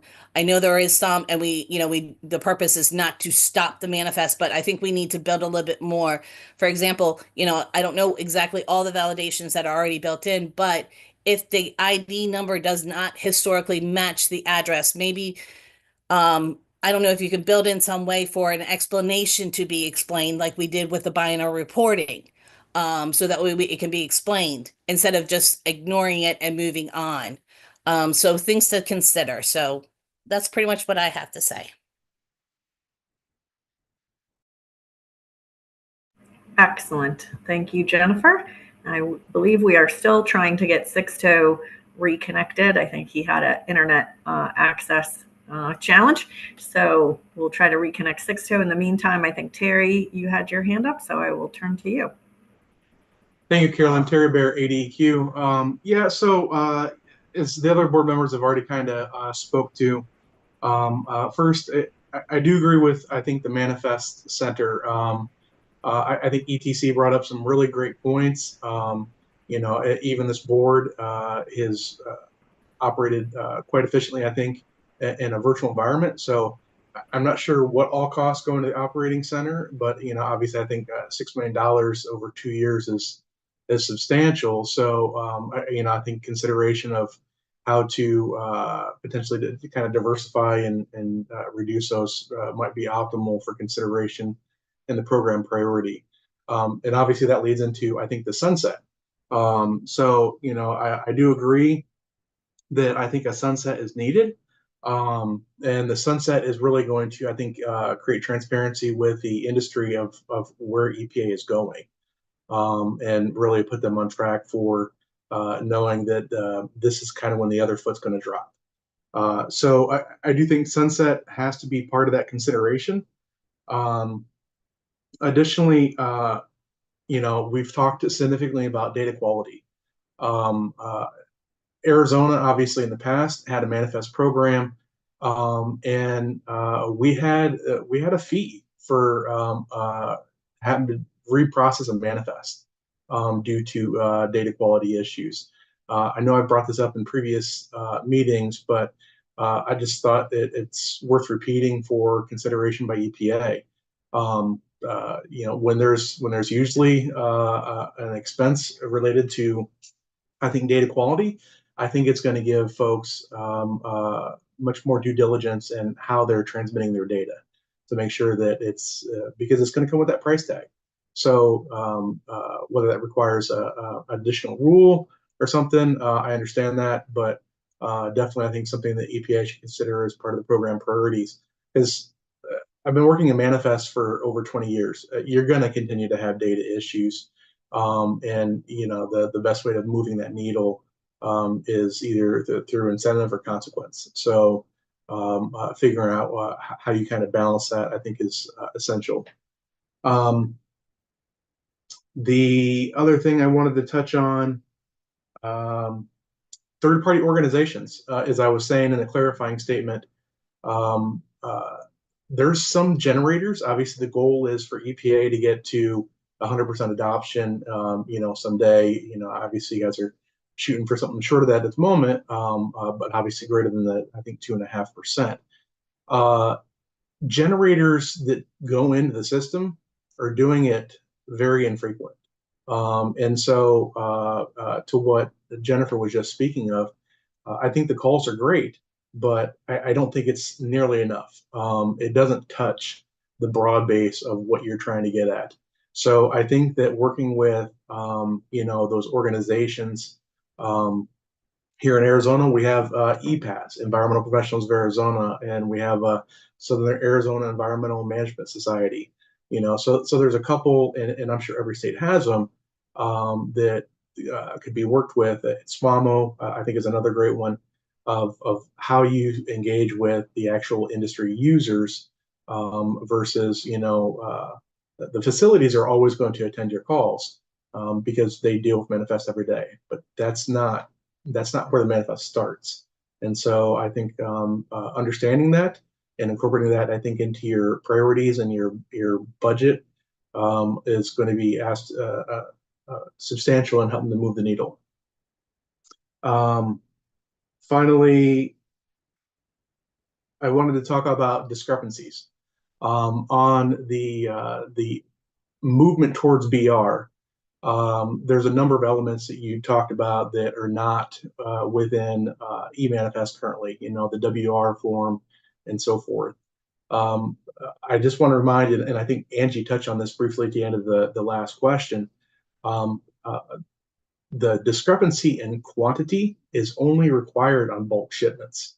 And so there are, and I don't know the breakdown, I'm sure this is something that Scott or Steve may have, but the number of drum shipments that I know that I've personally worked with, quantity is not a discrepancy.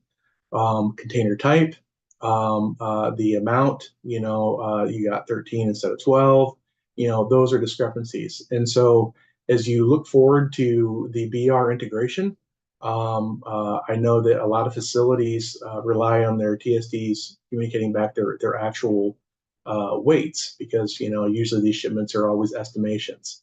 So just want to make sure that was on your radar, that the discrepancy of weight only applies for bulk shipments.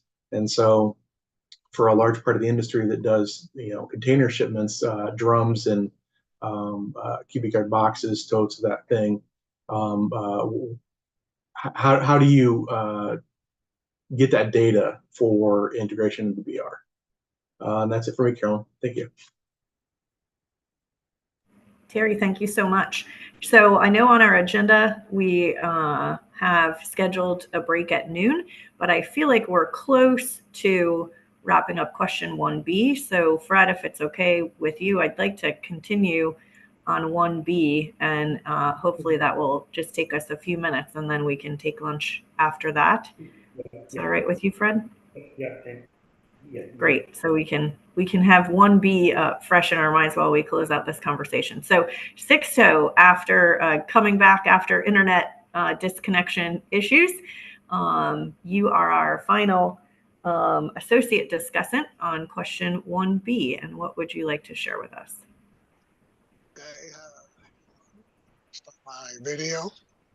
I don't really have a whole lot to share because I think I pretty much agree with most of the comments that have been discussed. So at this point, I don't have anything else to share on that particular question. All right, excellent. So then I have heard from the lead discussant, the associate discussants. I asked if the rest of the board had any additional feedback they want to share. I don't see any other hands up or cameras on from any of the rest of our board members. So assuming that the board has no additional comments on 1B, I will turn to EPA to see if EPA has any clarifying questions they want to ask on the feedback the board shared on question 1B. EPA? Yes, I have a clarifying question. So this is for the implementation and outreach. Say the EPA has 1 hour. Would that 1 hour be better spent with training the user on how to use the system or explaining the manifest to them, meaning this is what a waste code is and this is where it should go? So more of the policy RCRA side or more of the system use side? And it would be very clarifying if you could say one or the other. Both wouldn't really clarify much. Anyone on the board want to respond? Terry? I think that it's more of the operational side. On the knowledge side, I think if you had a handout or something that could be, I think, distributed prior or at the thing, so it's kind of like that take-home thing that you have as a reference or a resource document. But no, I do think that a lot of the outreach needs to be on the functionality within the system.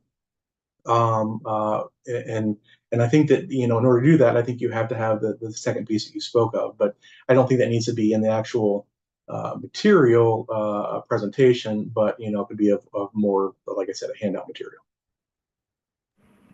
Thank you, Terry. Jennifer? I agree with Terry about the policy side. It could be more, as a handout, like he said. But I definitely think that it needs to be on the system side. And I think it needs to be well publicized.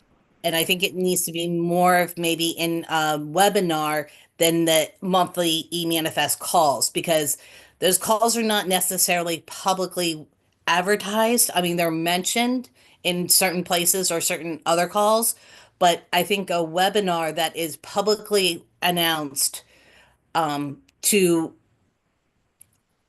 different components, because we have a lot of calls with state regulators, we have a lot of calls with industry, which is mostly representing the TSDs. Generators are clueless.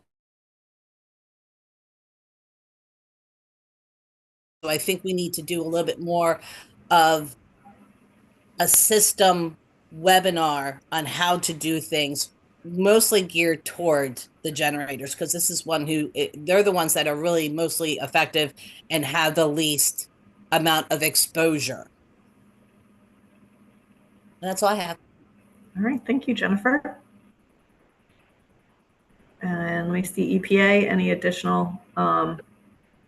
Oh, Jason, you came on screen. Were you going to add more to the clarifying question? I was just going to agree with what Jennifer and Terry said. I think more so on the system use than on the policy side of things. I think it seems like, at least in my experience, generators understand the manifest, what the different fields are. I mean, maybe that's overreaching, but it does seem like in general they've been using manifests for a long time. It's more so this new change that they need to do. And I think just, the education focused on more system use and how to, even access RCRA info and what they should be looking for in there, verifying that their manifests are getting in there. I don't think sites are doing that, but with the third rule coming out, that's going to definitely impact facilities and generators. Thanks, Jason. EPA, did that answer your question? Very clarifying. Thank you. Excellent. Do you have any additional clarifying questions? Yes, one more clarifying question. What functionality could our API offer to help facilitate two-way communication between industry systems and eManifest? So we talked a lot about two-way. So just to sort of clarify, what could we offer to help facilitate that? Okay. Angie, do you want to try responding to that? Yeah, I will, but I won't answer how Steve probably wants to hear. Working it out so that we could have the data on our side and push to you would be the way to get there fastest. We've talked about that before, where the TSDs would have all the data on our side and push it to you as we move through the system instead of having to have it in the eManifest system first.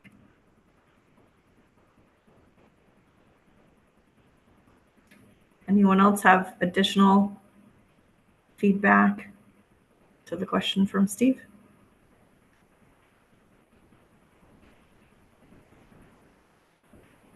Steve, did that answer your question? Yes, it did. Any other clarifying questions from EPA? There are no clarifying questions. All right, then we can now transition to lunch break. Or for those of you in other time zones, you can call it whatever break you want to call it. So we do have people in lots of different time zones. But for me, it's lunch. So we are scheduled for a 1-hour lunch break. That, according to my clock in Eastern time, would bring us back at just a few minutes after 1 o'clock to restart. And so I'm hoping our AV folks can give us a 1-hour countdown on our screen. And with that, I will look forward to catching up with everyone when we resume after the break. Thank you, everybody.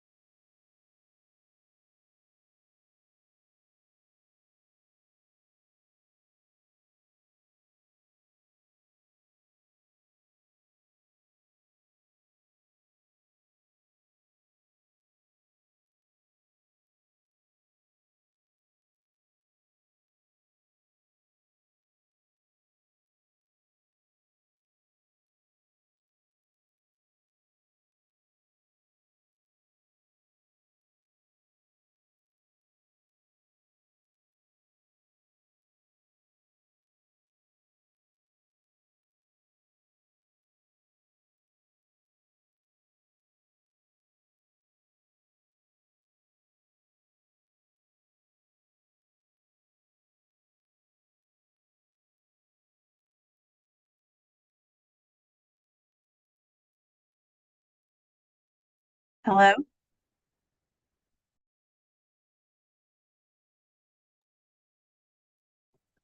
I can hear you.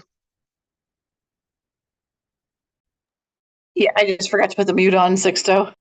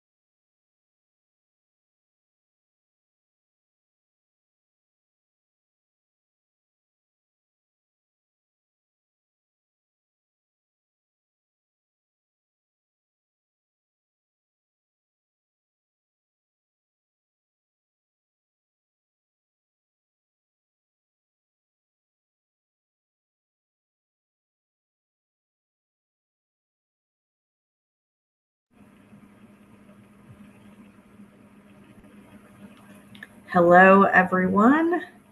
Welcome back from our break. I am going to do a quick roll call to see if we have all of our board members back. So just like we did real quick after the earlier break, just to say that you're here, confirm that you're here. So Terry.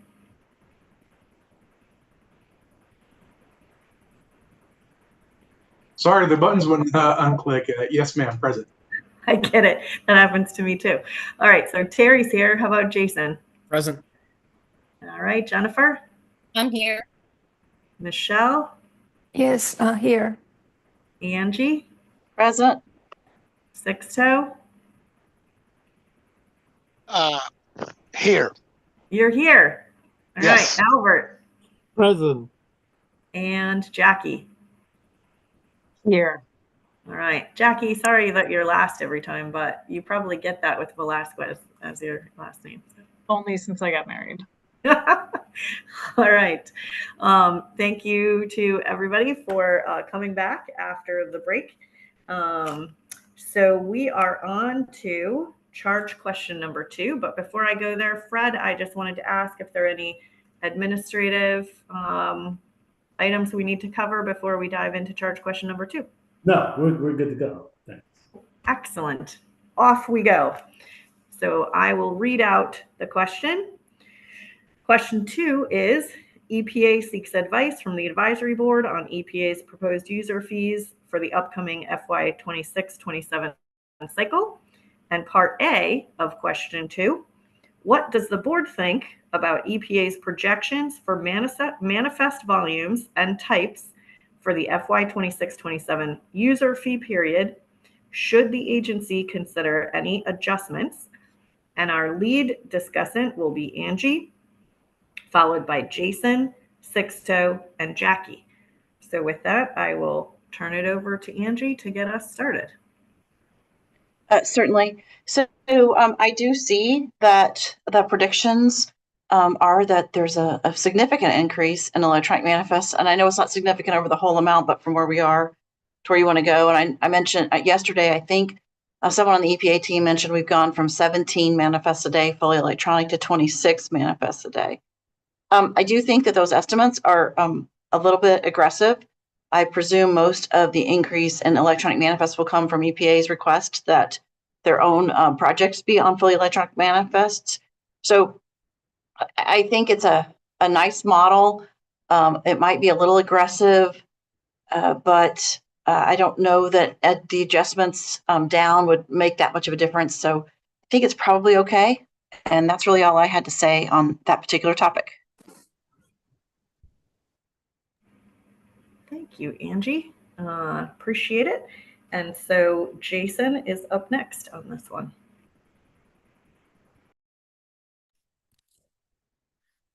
Yeah, excuse me. I have to agree with what Angie said. I know the last time the board convened and we were talking about, increase of manifest usage, it seemed like the EPA had a lofty goal of 7.5% to see.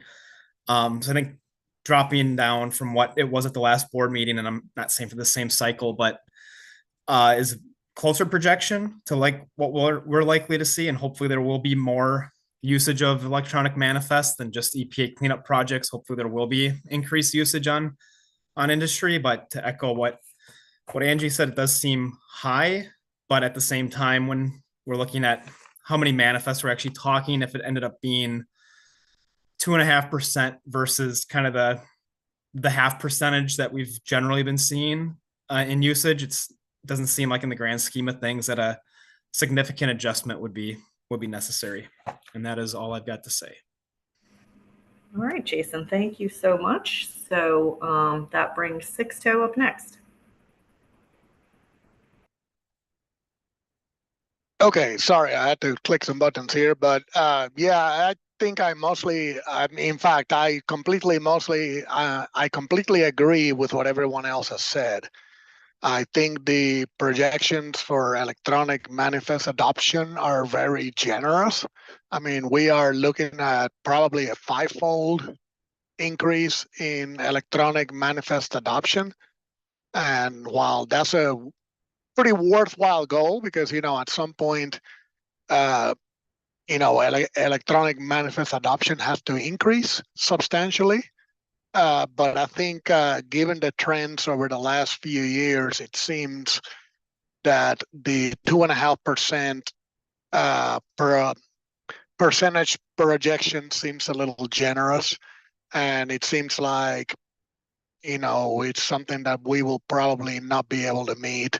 I mean, the white paper did reference the fact that there's really no regulatory drivers, both from the state and the federal perspective, that would drive increased adoption of fully electronic manifests. So again, just to conclude, I just want to say that I agree with what Angie and Jason has stated, that the projections are a little bit optimistic.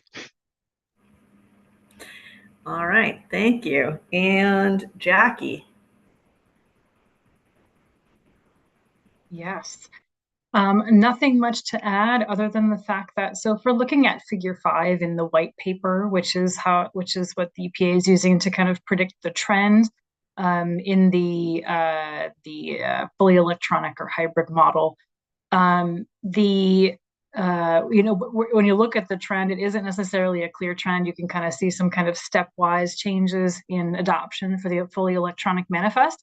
So just a recommendation for future meetings, it would be interesting to see maybe the EPA's ideas of what causes those stepwise increases in electronic adoption, to maybe use that to kind of create a more of a narrative toward how we estimate percentages going forward.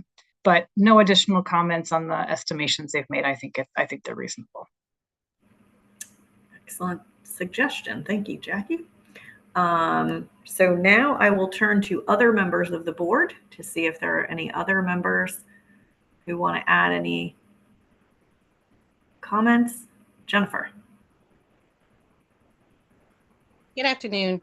I think one of the things that needs to be, the answer to everything is it will be resolved when we go fully electronic. But until EPA makes a stand and says that they will no longer accept the paper version, going electronic is never going to be feasible with DOT's requirement of a paper copy inside the cab. So projecting that electronic is going to take off at some point is not going to happen until the paper version is no longer required or allowed. So I just wanted to put that out there.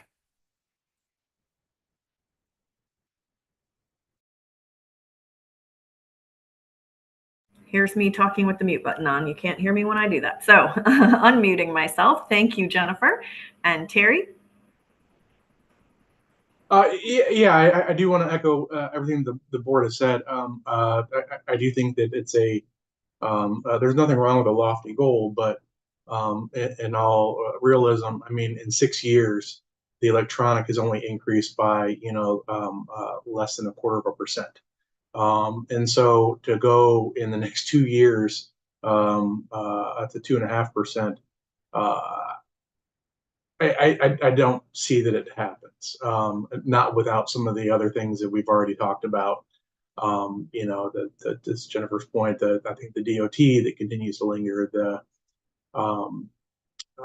the outreach element, some kind of sunset. So I don't have a problem with the volumes. Again,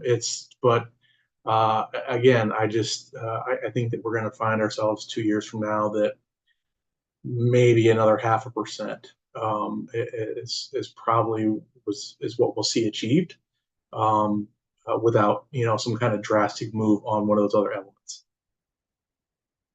Thank you. All right, this time I remembered to unmute myself. Thank you, Terry. And any other members of the board want to comment on question 2A?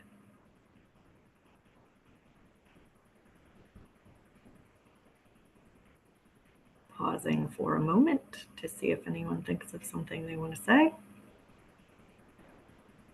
Seeing none, I will turn to EPA. Any clarifying questions from EPA on the board's comments on question 2A? We do not have any clarifying questions. Thank you. All right. Thank you, Steve.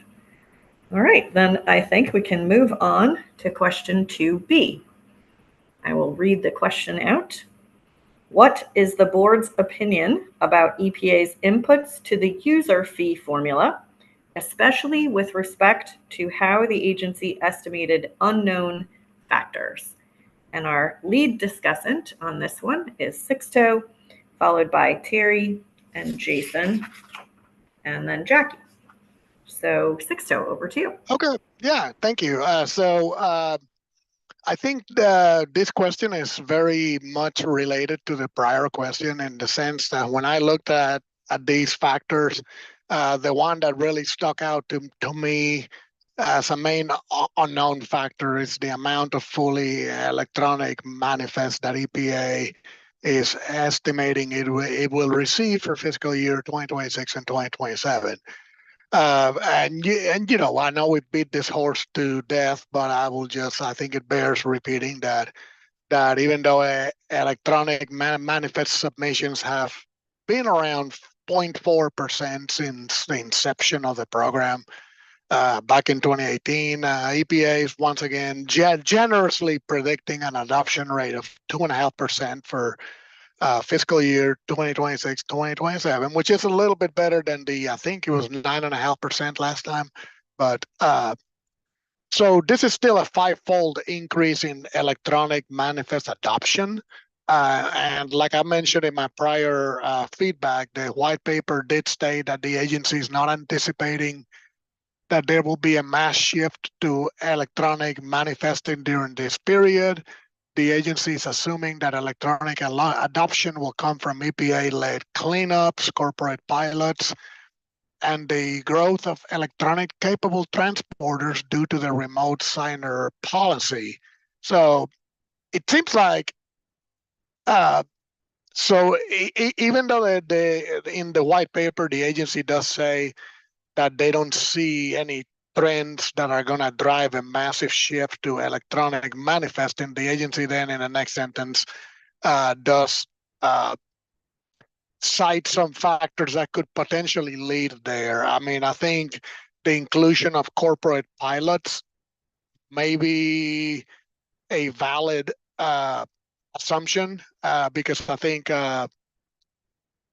as maybe customers of our company start to maybe take a look at, hey, would electronic manifesting be a thing that saves me money and that makes things more transparent and easier to handle? The possibility of corporate pilots in the next few years could take place. But that said, I don't think that these anticipated sources of electronic adoption are close to sufficient to fuel a five-fold increase in electronic manifest adoption. Perhaps a reduction on the fully electronic manifesting fee to maybe $1 or even $2 per manifest would be good. But even then, I'm not sure that even such a large reduction in the fee for electronic manifesting would really push the envelope here, just because, you know, when you compare the various transaction costs associated with disposal of haz waste, the per manifest fee is a pretty small cost compared. So another factor that was cited by some of the other board members related to this question has to do with DOT, and we've talked about DOT quite a bit. And even though this is not strictly related to the fee formula, we don't believe that any movement is going to be made on increased adoption of electronic manifesting until the hurdles with the DOT can be resolved in some way. And the main barrier here is the fact that DOT still requires, for example, if a manifest is used as a shipping document, the DOT still requires that shipping document be in paper form and be along for the ride in the cab when waste is being transported. So with that, I think that is all I have. Thank you. Sixto, thank you so much. We're going to go next to Terry. Thank you, Carolyn. I do agree wholeheartedly with Sixto on his comments. I don't have too many questions on the formula itself.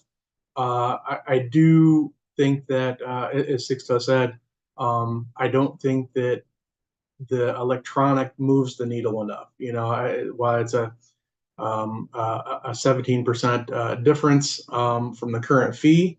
This board said in the past that, I mean, you've got to get the electronic, I mean, much closer to, as Sixo just said, $1 or $2.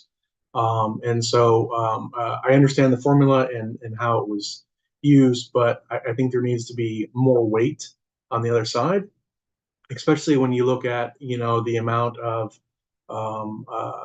the paper center operating cost, how that's weighted into the formula. So that would be my only really kind of significant feedback here on the formula itself. The other thing that I would add is that we've talked about previously is, the program has in the formula the help desk cost. I do think the formula should have some kind of outreach component, some kind of budget in how the system is being promoted and engaged with states and users on moving to that 2.5%. So again, I think a missed opportunity in the formula to incorporate future projections of budgetary needs to drive the system to where ultimately you want to get to, which is 100% adoption. Thank you. Thank you, Terry. All right, next up after Terry is Jason. Yeah, similar to what Sixto and Terry said, I really don't have a lot to add. I don't see the fees associated with even just the image only manifest as being significant to increase the usage of the e-manifest or the fully electronic manifest. It seems like when it's already costing a lot of money for companies to ship, and my understanding is that many TSDFs offset these fees on to the generators who are ultimately paying this. It seems like in order for those, for there to be more incentive, it doesn't not seem like the cost of the manifest or the actual fee structure is going to change anything significantly. It does seem like in order for that to happen, it's going to have to be more of a time saving, something you're seeing in the company structure itself, where people are spending less time trying to fix corrections or less time uploading to the system. And I think that really needs to be more of the selling point for moving over to the electronic manifest versus it being more based upon what the fees are. I understand this is what we have to work with, but that's really what I see as being more incentivizing to generators, to transporters, to TSDFs, to moving over into a more electronic version. Again, removing some of those hurdles between the DOT and, the generators, that transporting document aspect, having to be in the cab. If more sites wanted, were able to utilize the electronic manifest to print it off and have that might help. And if more sites knew maybe that functionality, I'm not sure if they're familiar with that or not, because it just hasn't been, at least to my understanding, marketed that in depthly. It could just be I'm not aware of that, but it doesn't seem like maybe that aspect of the electronic manifest has been, fully communicated out to industry. But I do think that Terry brings up a good point when it comes to outreach.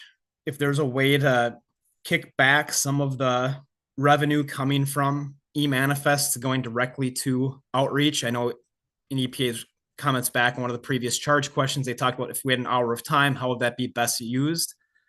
If more of that revenue went back into outreach, communication to industry, even to states, however that might look, that might help, get closer to that 2.5% or maybe even beyond that.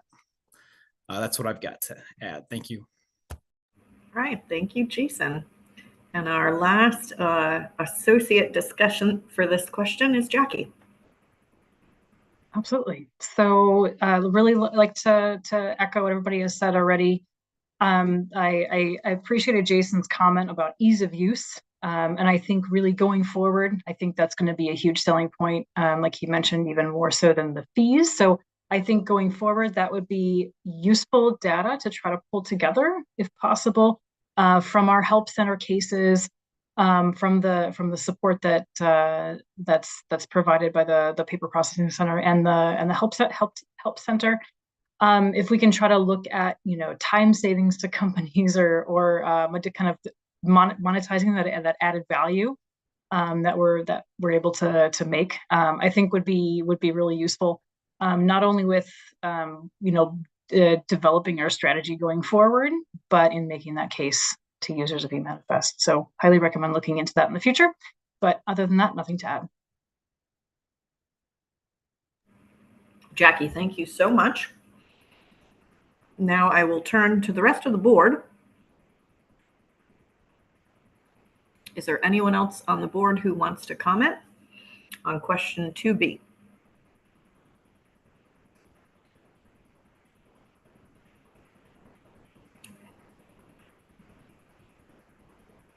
It always feels uncomfortable to pause the uncomfortable silence, but I'm pausing to see if any members of the board want to add anything else. Not seeing any board members come on screen or raise their hand. So with that, I will turn to EPA to ask if EPA has any clarifying questions for the feedback received on question 2B. We do not have any clarifying questions. Thank you. Excellent. All right. That concludes our discussion of 2B. And that brings us to our last charge question, which is 2C. And 2C says, are there other factors the board would ask EPA to consider when finalizing user fees for this period? And our lead discussant on this question is Terry, followed by Michelle, Albert, and then Jackie. So Terry, over to you. Thank you, Carolyn. Yeah, so a lot of these we've already touched on. Again, don't want to beat a dead horse, but I think some of the factors that do have to be considered, again, sunset. We've talked about this before. I think sunset has to be considered. Was really applaud EPA when they kind of took the stance of sunsetting the paper manifest. I think that really kind of helped force the hand on folks that may have been hesitant or resistant. But clearly, as we can see, over 6 years to only get 0.25% increase, it's not doing enough. And so I think that again, eventually you need to make a decision on sunsetting the image only as we move towards these other factors that have been talked about. I think especially the two-way API that's been brought up before. The other things that I think need to be considered are the non-regulated manifest. There's a lot of operators that I've worked with, or generators should say, that like to keep an EPID number for those kind of just in case. And so for that very reason, they put things on a uniform hazardous waste manifest. Doesn't make it regulated. And I think that if you want to move towards that full electronic, you're going to continue to have those folks. And unfortunately, if they want to use a system, that they need to kind of pay the fee as well. And so I think it puts a lot of burden on TSDs to have to distinguish what's going in the system and what's not, especially if we talk about moving to a more two-way API methodology. Additionally, outreach, we've already talked about outreach, so I don't want to kind of continue to hit on that. But finally, fees that drive the goal. So as we were just saying, the reduction by $1 doesn't really kind of drive the goal. I mean, appreciate that EPA is setting, I think, less aggressive goals. As I think Sixto already alluded to, the previous, I think, 7% or whatever it was before. But still, to only see 0.25% in 6 years, I don't know that I see 2.5% without some of these changes that the board's recommended. So considering that feedback, I would just say that you look at those fees accordingly and talk with industry. A lot of the facilities are just doing a pass-through, and some are actually doing a pass-through with a little bit of markup for their own handling now. So I'm not sure that it's really helping to drive you to your ultimate goal. And that is all I have, Carolyn.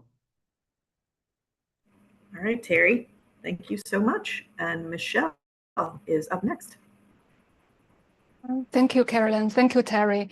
So I actually have heard there's recurring themes, concerns, and suggestions from our public comments and EPA representatives and my fellow board members. So I think my comments or feedback probably will be a little bit overlapped because all those questions kind of correlated to a certain extent. I think one thing, as I heard, basically the seems like user fees or decreasing the cost or in the user fees or seems like will not force a significant change in the volume of adoption of the complete actually the e-manifest or electronic manifest. So based on the software, since the industry, they have to invest to develop their own or the API or the two-way API. Seems like that costs them much. So therefore, given the high rate at which the industry uses the data plus image or the hybrid submission kind of option, I think the EPA probably should work to improve their approach. So for example, to encourage the industry, especially for those the industry or the company organizations, if they keep actually submitting, I think this is also from one of the public comments. So if they keep submitting the electronic version of the manifest, and then also in a consistently actually the correct way, and then there might be some kind of the incentives there. On the other hand, if there are some probably entities kept missing submitting a certain manifest as required, and then there should be some probably extra fees charged. I think also my fellow board member, I think Terry also mentioned in the Arizona state, and then if actually they have to deal with reprocessing certain e-manifests, and then there should be certain fees actually involved. So that's one thing. I think another one, as I actually also read the public comment and then the HWSC, they suggested actually the EPA should consider increase the federal staffing dedicated to identifying or pursuing errors in manifest submissions, because the burden of identifying and then correcting all those errors in the e-manifest system seems to fall on the shoulders of the state, which they do not have actually the budget, no funding to implement the e-manifest system. So probably the EPA considered to increase the federal staffing. At least at this stage, as you know, we all know probably it's not realistic to move directly or in a big bang. We can just directly, immediately, actually overnight to go to the purely digital system. So that's one thing. And then another thing, actually, I would just sort of add, because I'm a cybersecurity person, so I am teaching cybersecurity my whole career.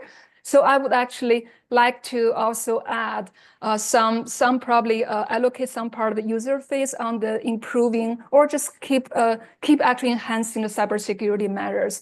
So I know right now the EPA has been implementing the MFA, the multiple factor authentication, and then I'm also very glad to hear it's a federal ramp, the compliant. However, given in today's actually the landscape, we quite often hear there are some cyber threats or even the like ransomware attack, etc. Would happen. So I would also recommend probably allocate portion user fees on just enhancing or strengthening the cybersecurity measures.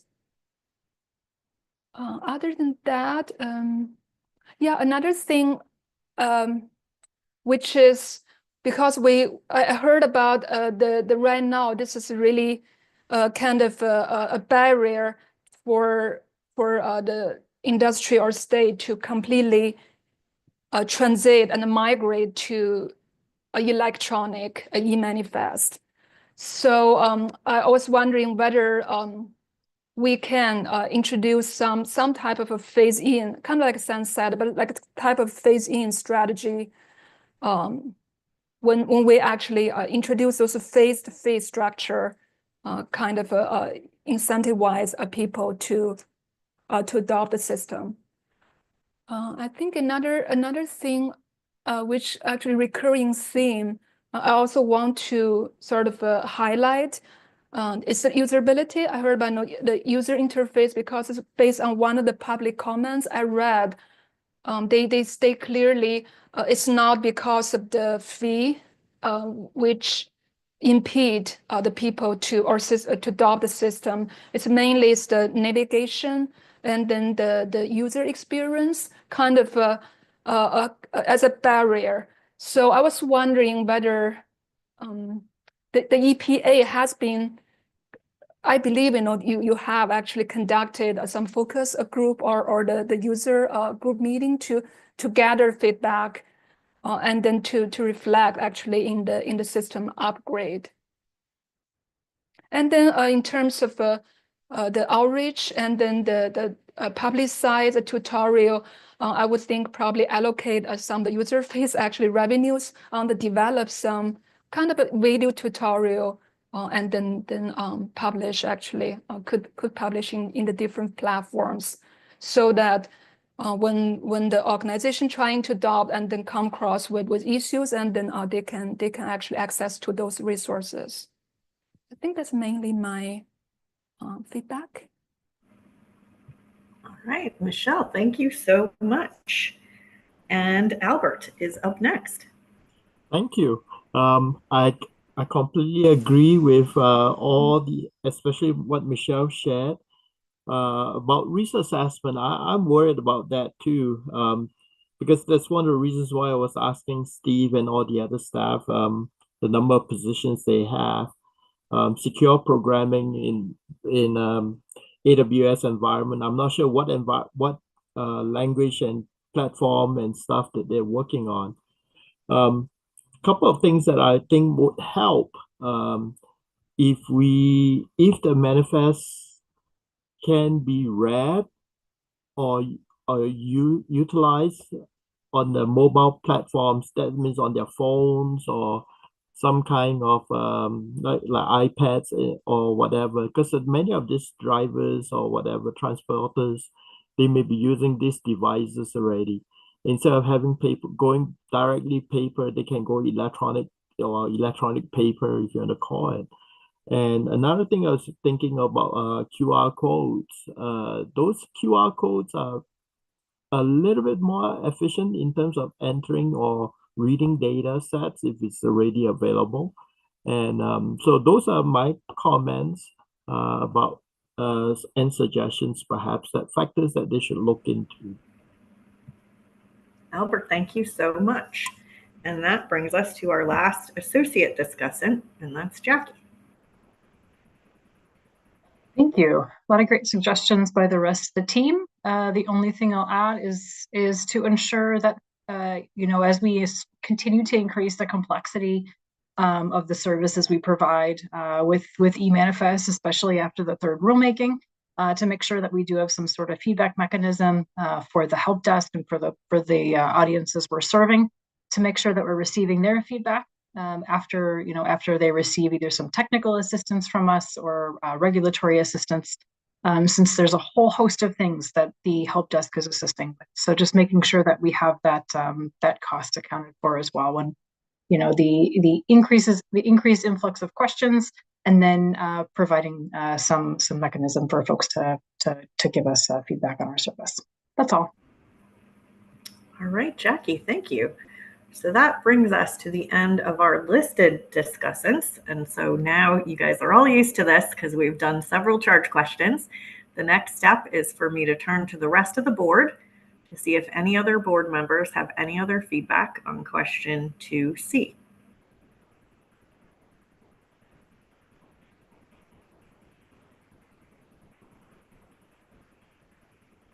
This is the uncomfortable pause to wait and see if anyone else on the board has anything to say. And not seeing any, I will then turn to EPA to ask if EPA has any clarifying questions. We do not have any clarifying questions, and we would like to thank everybody who helped put on this meeting, and especially the EPA team and our everyone who attended, the contractor support. Thank you all very much. All right, no clarifying questions from EPA. So I'm kind of sad that the meeting is coming to a close. This has been a great meeting. I feel like I should think up a couple extra charge questions on the fly, but that's not how this works. We are not going to extend the meeting beyond the plan. So, as Steve said, there are a lot of thanks to go around. I will do a few thank yous and a few comments, and then I'm going to turn it over to Fred after I say a few things. But in closing, I mentioned when we started yesterday that the agenda was very flexible depending on how long each of the conversations took. We had given ourselves until noon tomorrow to have this meeting in case there was a lot of discussion. We never want to cut off discussion, and yet here we find ourselves at 1:43 Eastern time on the second day, and we have concluded the agenda that we set forth for ourselves. And yet, even in that shorter time than we budgeted for, the board members have given some really good suggestions and feedback and useful insights to the eManifest program. So I really want to thank the board members for that. For a program such as eManifest that has such a phenomenally large number of manifests, such a phenomenally large number of users, and we're talking about millions of dollars, it is so valuable that we get this diversity of thoughts, ideas, suggestions, feedback from the members of the board who come from different perspectives.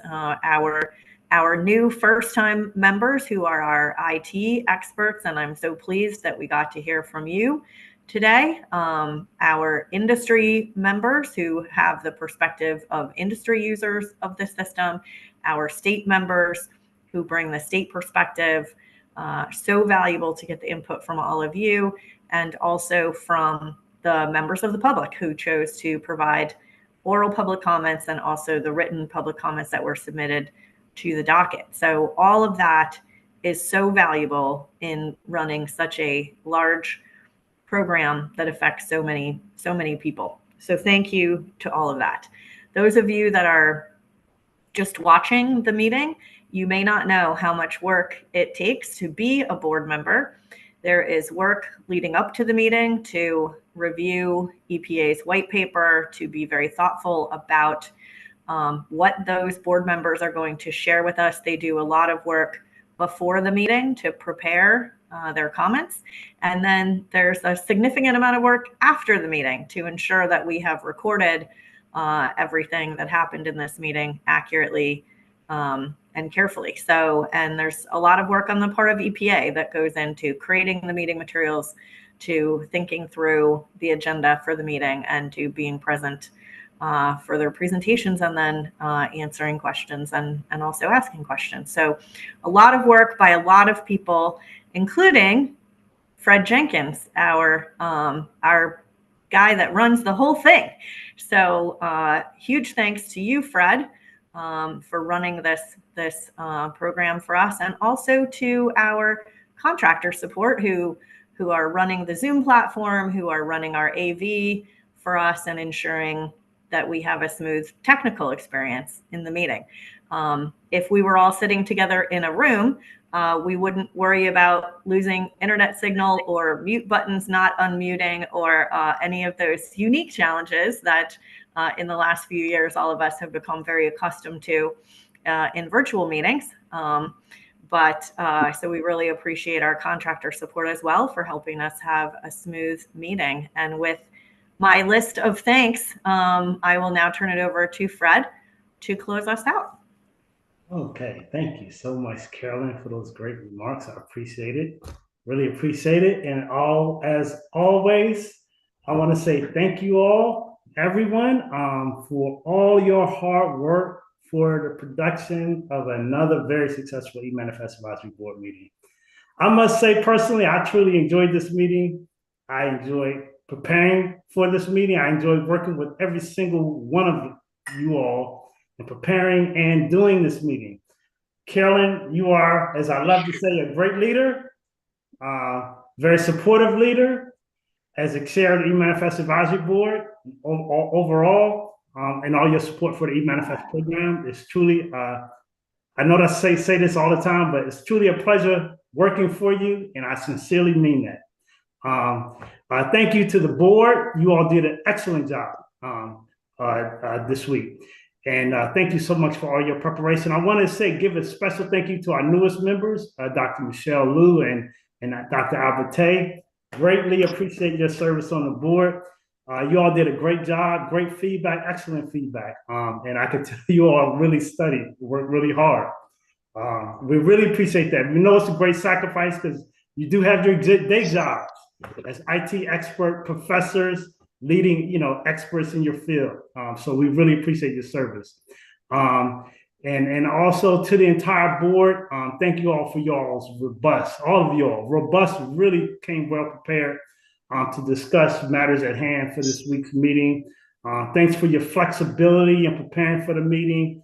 On behalf of the agency, I want to thank you all for tremendous service on the board. Special thanks to Nigel Simon, the Director of the Office of Program Management, our senior information official for the Office of Land and Emergency Management, for his participation and support in this meeting on behalf of Olam Senior Management. Thank you, of course, to Barry Breen, our senior leader for Olam, thank you for so much for all the senior leaders for Olam, for all of your support. Thank you to the eManifest team and senior leadership, Sonia Sasserfield, Catherine Davis, my supervisor, Amanda Kohler, Stephen Donnelly, the eManifest program manager, Scott Christian, David Graham, Brian Gross, Cal Markley, William Nicholas, Thomas Reeves, Lakeisha Harrison, David Nicholas, who represents the Olam IO. And thank you to eManifest team. Thank you to all EPA staff. There's a lot of staff that do a lot of behind the scenes critical work in helping us produce a successful meeting and helping the eManifest support the eManifest Advisory Board as a whole. Thank you very much to all of our public commenters. Very good public comment submissions, both written and orally for this week. And thank you all so much for our audience who attended. We had a pretty good sized audience that attended the meeting. I see the roll every day of who's attending, who's registering. Thank you all so much. The eManifest program needs your involvement. We heard all of the feedback about outreach, communication, and that involves you all. It's not a one-way communication with EPA just communicating to the community of eManifest community. It goes both ways. So thank you all so much for your feedback, especially your participation in watching this meeting. And thank you to our meeting support contractors for your great support. The last important thing I need to note is the meeting report will be completed no later than 90 days after the close of this meeting. The meeting report consists of the recommendations that the eManifest Advisory Board provided and discussed during this meeting. The advisory board, essentially, they write the report. My role is to facilitate the process, make sure the report is done on time. And so essentially their role is to write it. And my role is just make sure everything gets produced on time and the report reads well and everything is accurate in accordance with what was said during the meeting. The agency, once the report is published, made publicly available, the agency will review those recommendations and advice, and sometime afterwards, the agency will provide a formal response to the e-manifest advisory board recommendations. That formal response will go into our public docket along with the final report. All records associated with this meeting and all e-manifest advisory board meetings are going to be put in the public docket. Each meeting has its own separate, public docket in regulations.gov. And so I want to ask and remind the advisory board, I want to hold a very brief closed administrative meeting. I promise you I won't keep you any more, 15 minutes max. And I will be sending you an invite shortly. So last thing, I must say officially this meeting is adjourned. Thanks so much everybody for a very productive meeting today. I hope everybody enjoys the rest of their day. It's Fred Jenkins with the US EPA and the E-Manifest Advisory Board. We are all signing out for the day. Everyone enjoy your day. Thank you. Thank you.